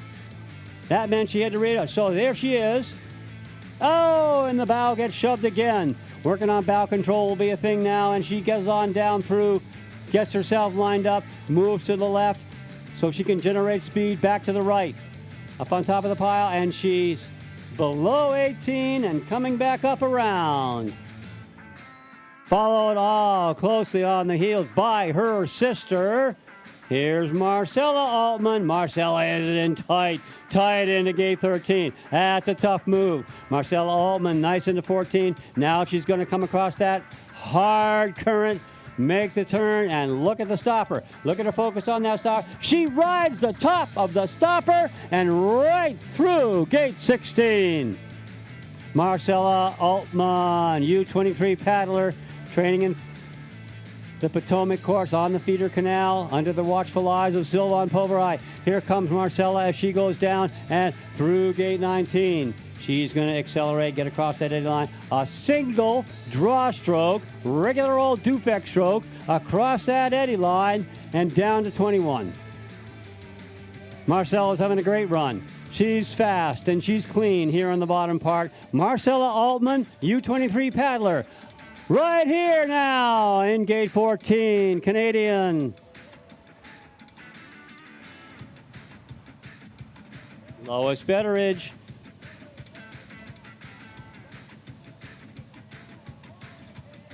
Lois has not been able to follow plan A, but she's going to continue on down the course. She is here. She's going to race it out. Lois Betteridge, strong paddler, Canadian national team. Give her a hand, everybody. Good effort down there, Lois. In the mid part of the course, Omira Maria Neta from Brazil. Omira Maria, kayak paddler, canoe paddler. Look at that. You see how she kept her bow light? You see that stroke she took? That sent her right on through gate 11. She didn't get bogged down. She kept the boat moving. She's coming through gate 13. Nice there. Keep the bow light. Keep the bow up out of the water with a weight adjustment. She has the right angle. She has the right weight distribution. And on top of the pile. And way early on 16. That was nice. That was a well done move. Omira Maria into gate 18. Quick turn for 19. Omira Maria working on improving her world ranking. She's tight. She will accelerate now. Look at the stroke rate pickup. She switches sides to get ready for 21. Keeps the bow down, and she's around 21.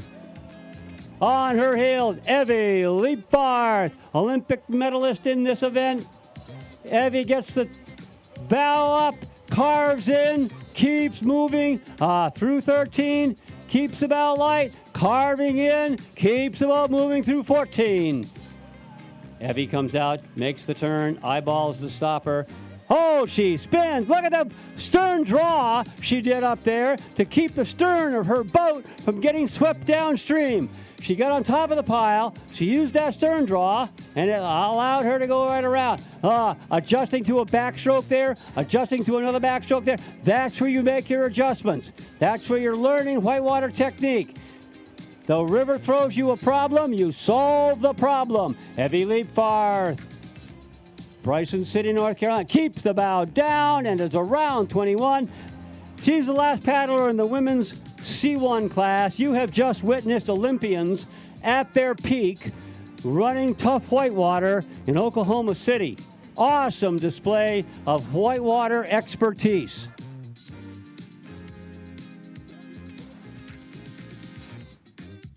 We got about 4 minutes until the first of the paddlers in the men's canoe.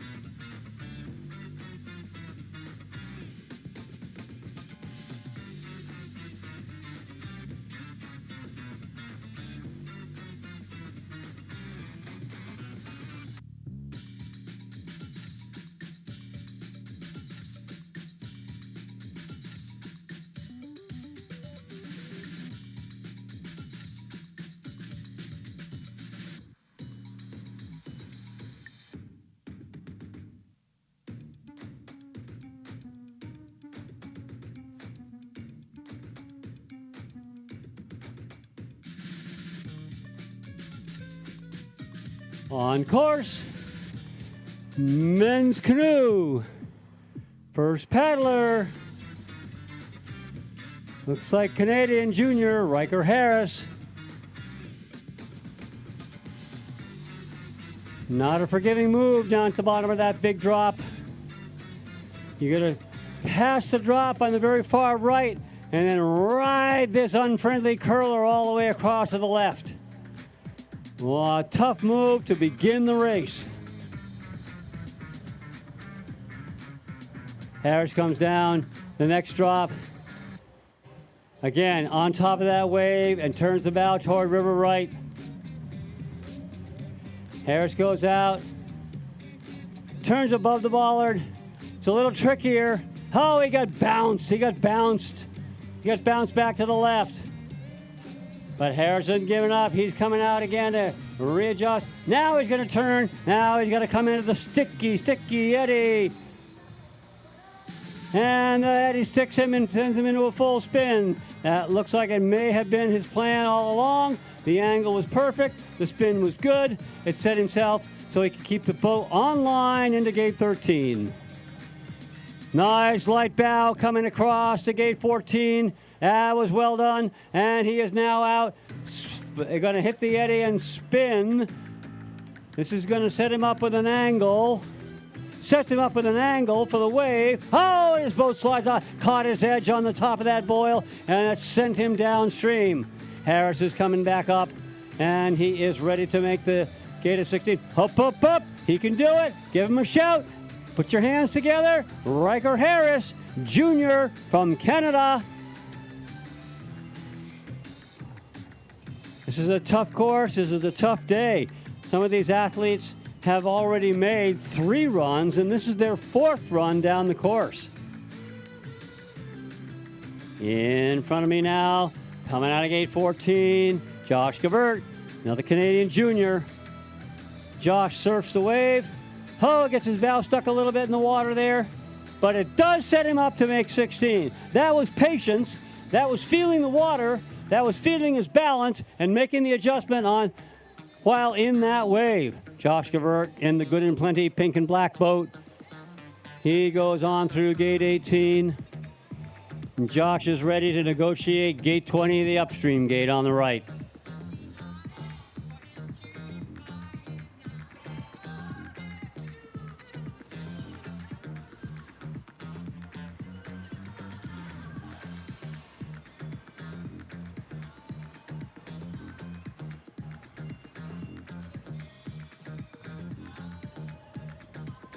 Looks like Luca Bond at the top. Luca Bond, USA, the under 23 C1 paddler. Luca, one of our harder working juniors in the last couple of years, and looks like that work has paid off. He is stronger, he is faster, and he's now in the under 23 class. Simply means he's over the age of 18 and under the age of 23. On his way to being one of our better C1 paddlers. Oh no, this is George Knorr. This is Canadian. This is not Luca. George Knorr. George looking good. George sliding in. George maintaining speed on the edge of that eddy line. George Knorr from Canada, a junior paddler. Trying to keep that boat gliding. He's going to try to get out with the right angle. Nice light bow. But he gets kind of stuck on the edge line. He's not going to quit. He's going to keep on moving. He's going to put the effort in, and he's going to get out on that hard current. Makes the spin on top of the wave. Oh, what an awesome surf. What an awesome surf he makes across into gate 16. Well done, George Knorr. That angle lets him get some momentum toward river right. That's what he wanted to do, try to get some momentum to go across that stopper wave. That's why he moved so far to the left and generated momentum to the right. Here's Luca Bond. Luca's opting for the full spin. He's headed out now, and he's going to have to get some angle. He's going to have to get it quick. All right, nice job. Tight angle in. Nice execution as he comes across. He's going to try to keep his angle, keep his bow line, and he does it. He does it. He crosses high. Luca Bond paddling on the right. Live balls the stopper wave. Comes across to the stopper wave, doesn't lose much time, and he's headed out into gate 17.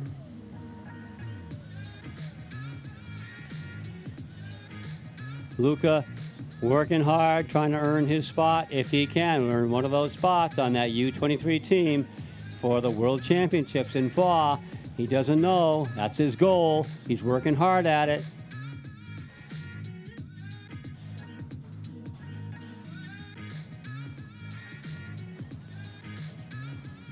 No U23 team for our next paddler. Devin McEwen headed down.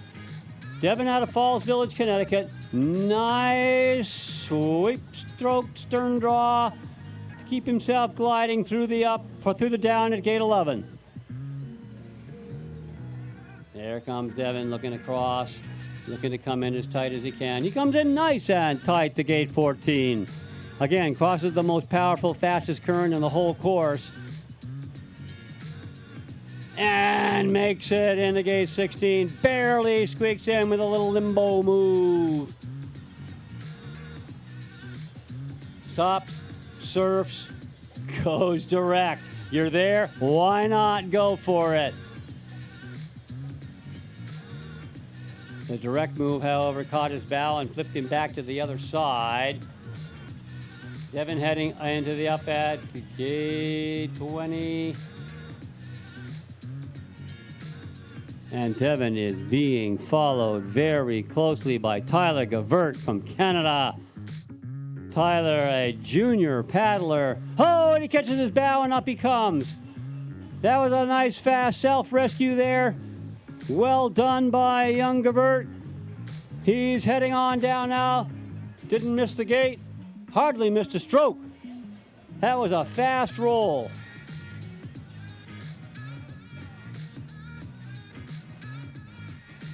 That certainly wasn't the plan, but he's going to readjust. He's going to do his best to get back online and finish this run. Sometimes the best laid plans go awry by the forceful water here in this whitewater course. That's the nature of whitewater. It's unforgiving. You make a mistake, it's going to tell you.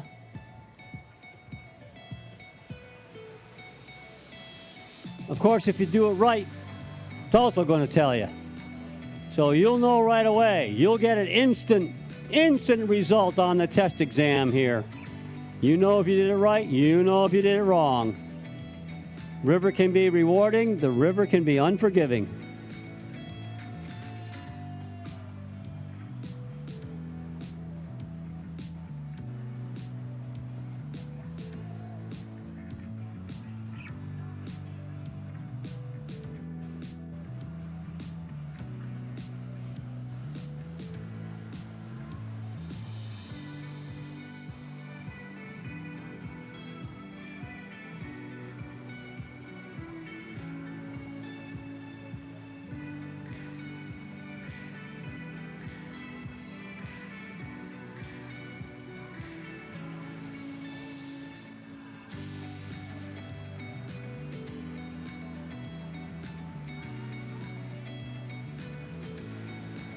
Everybody can dance if you want to while we're waiting.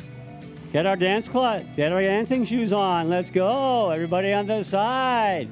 We got rock and roll. We got dancing.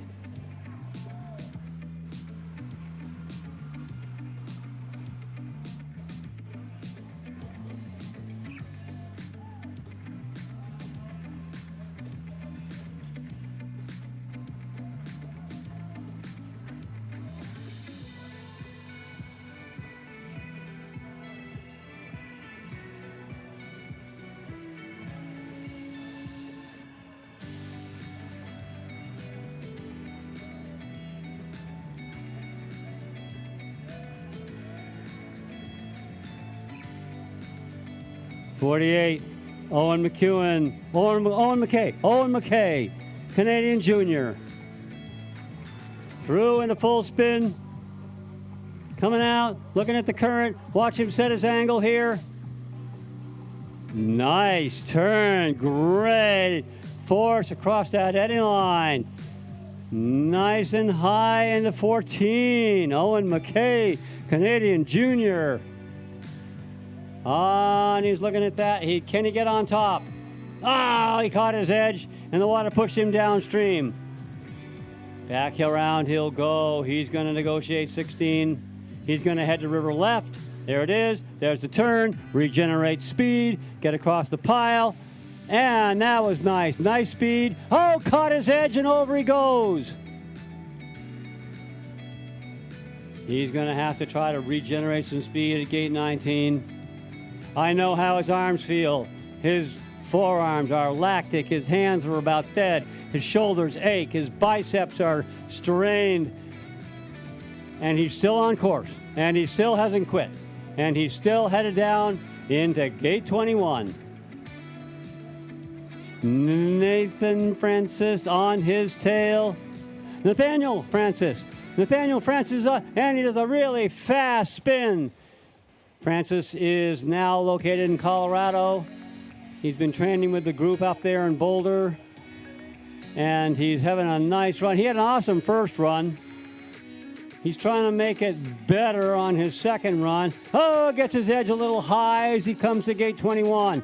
A little high on the edge, and that will give the gate judges something to look at. Look at that stern draw. Did you see how he was able to keep that speed? Charles Correa. Charles from Brazil. Maintaining great boat speed. Can he get the angle right into the stopper?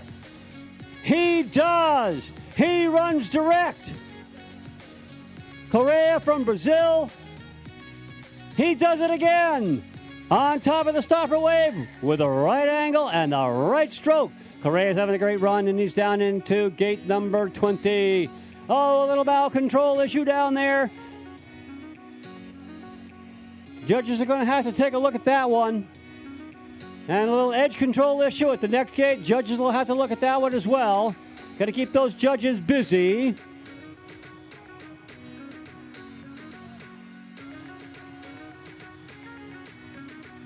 Looks like Cal Da Silva. Da Silva from Brazil.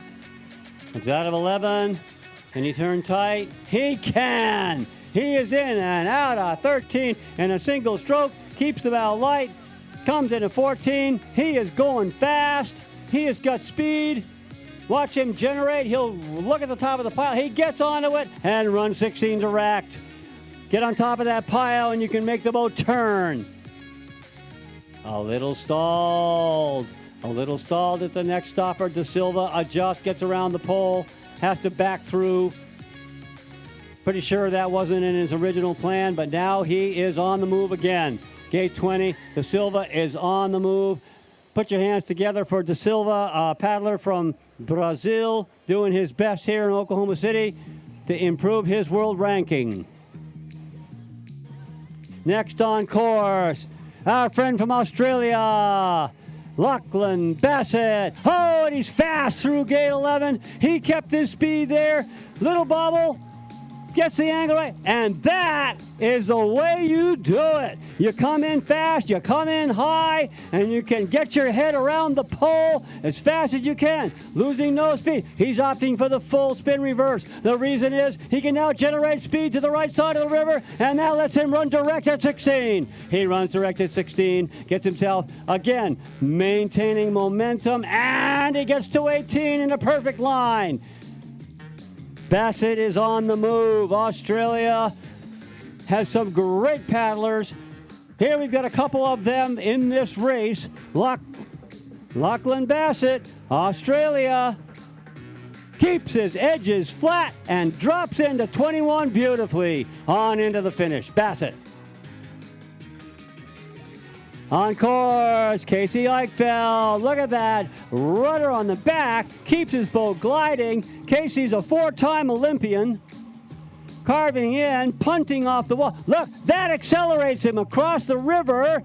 That punt really worked. Casey Eichfeld, he didn't have the first run that he wanted, so he's trying to make it right in the second run. He's on top of the boil, and he barely makes it in, but he does make it in. He's on down into 17. Casey says, okay, I got to get this right this time. Casey Eichfeld, he's paddled the Olympics in C2. He's paddled the Olympics in C1. He's been our national champion. He's been in our national team for as long as I can remember. Casey Eichfeld, not ready to give up. Here he is, working hard to get into 21.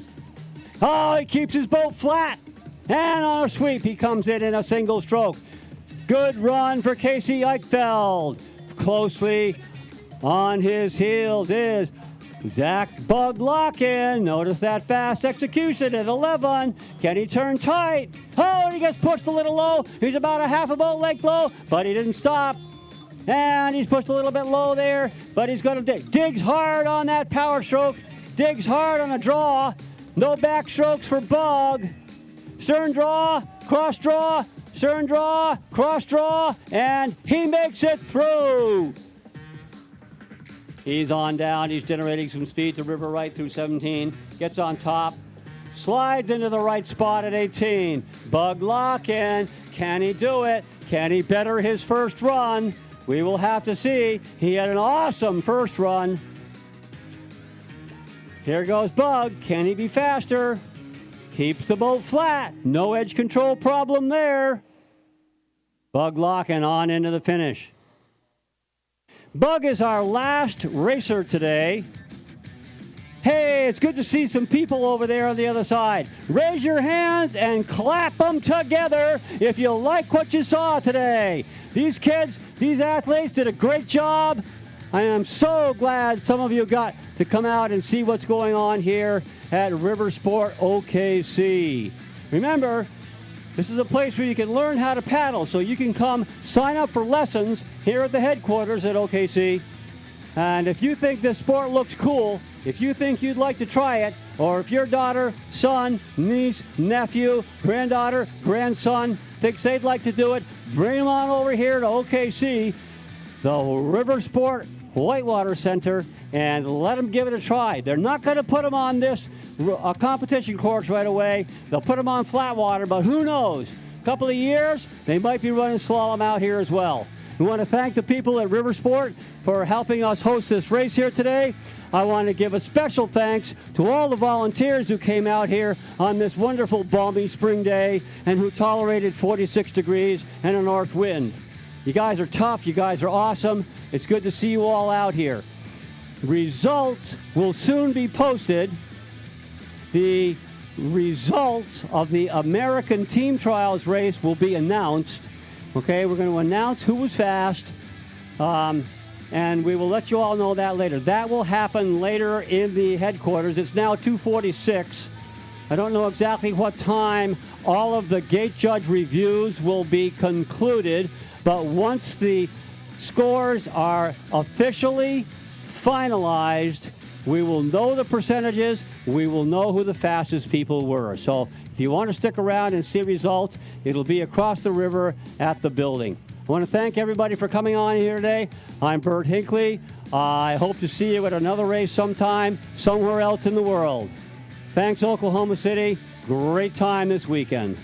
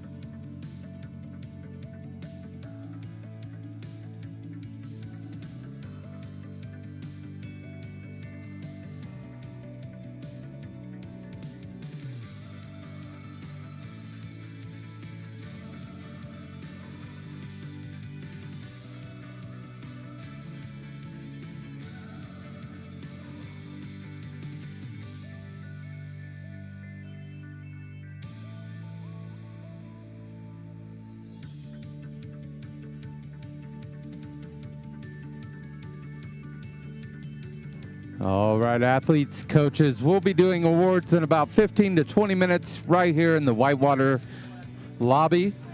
Awards in about 15 to 20 minutes. We are doing an international class award as well as U.S. team trial awards.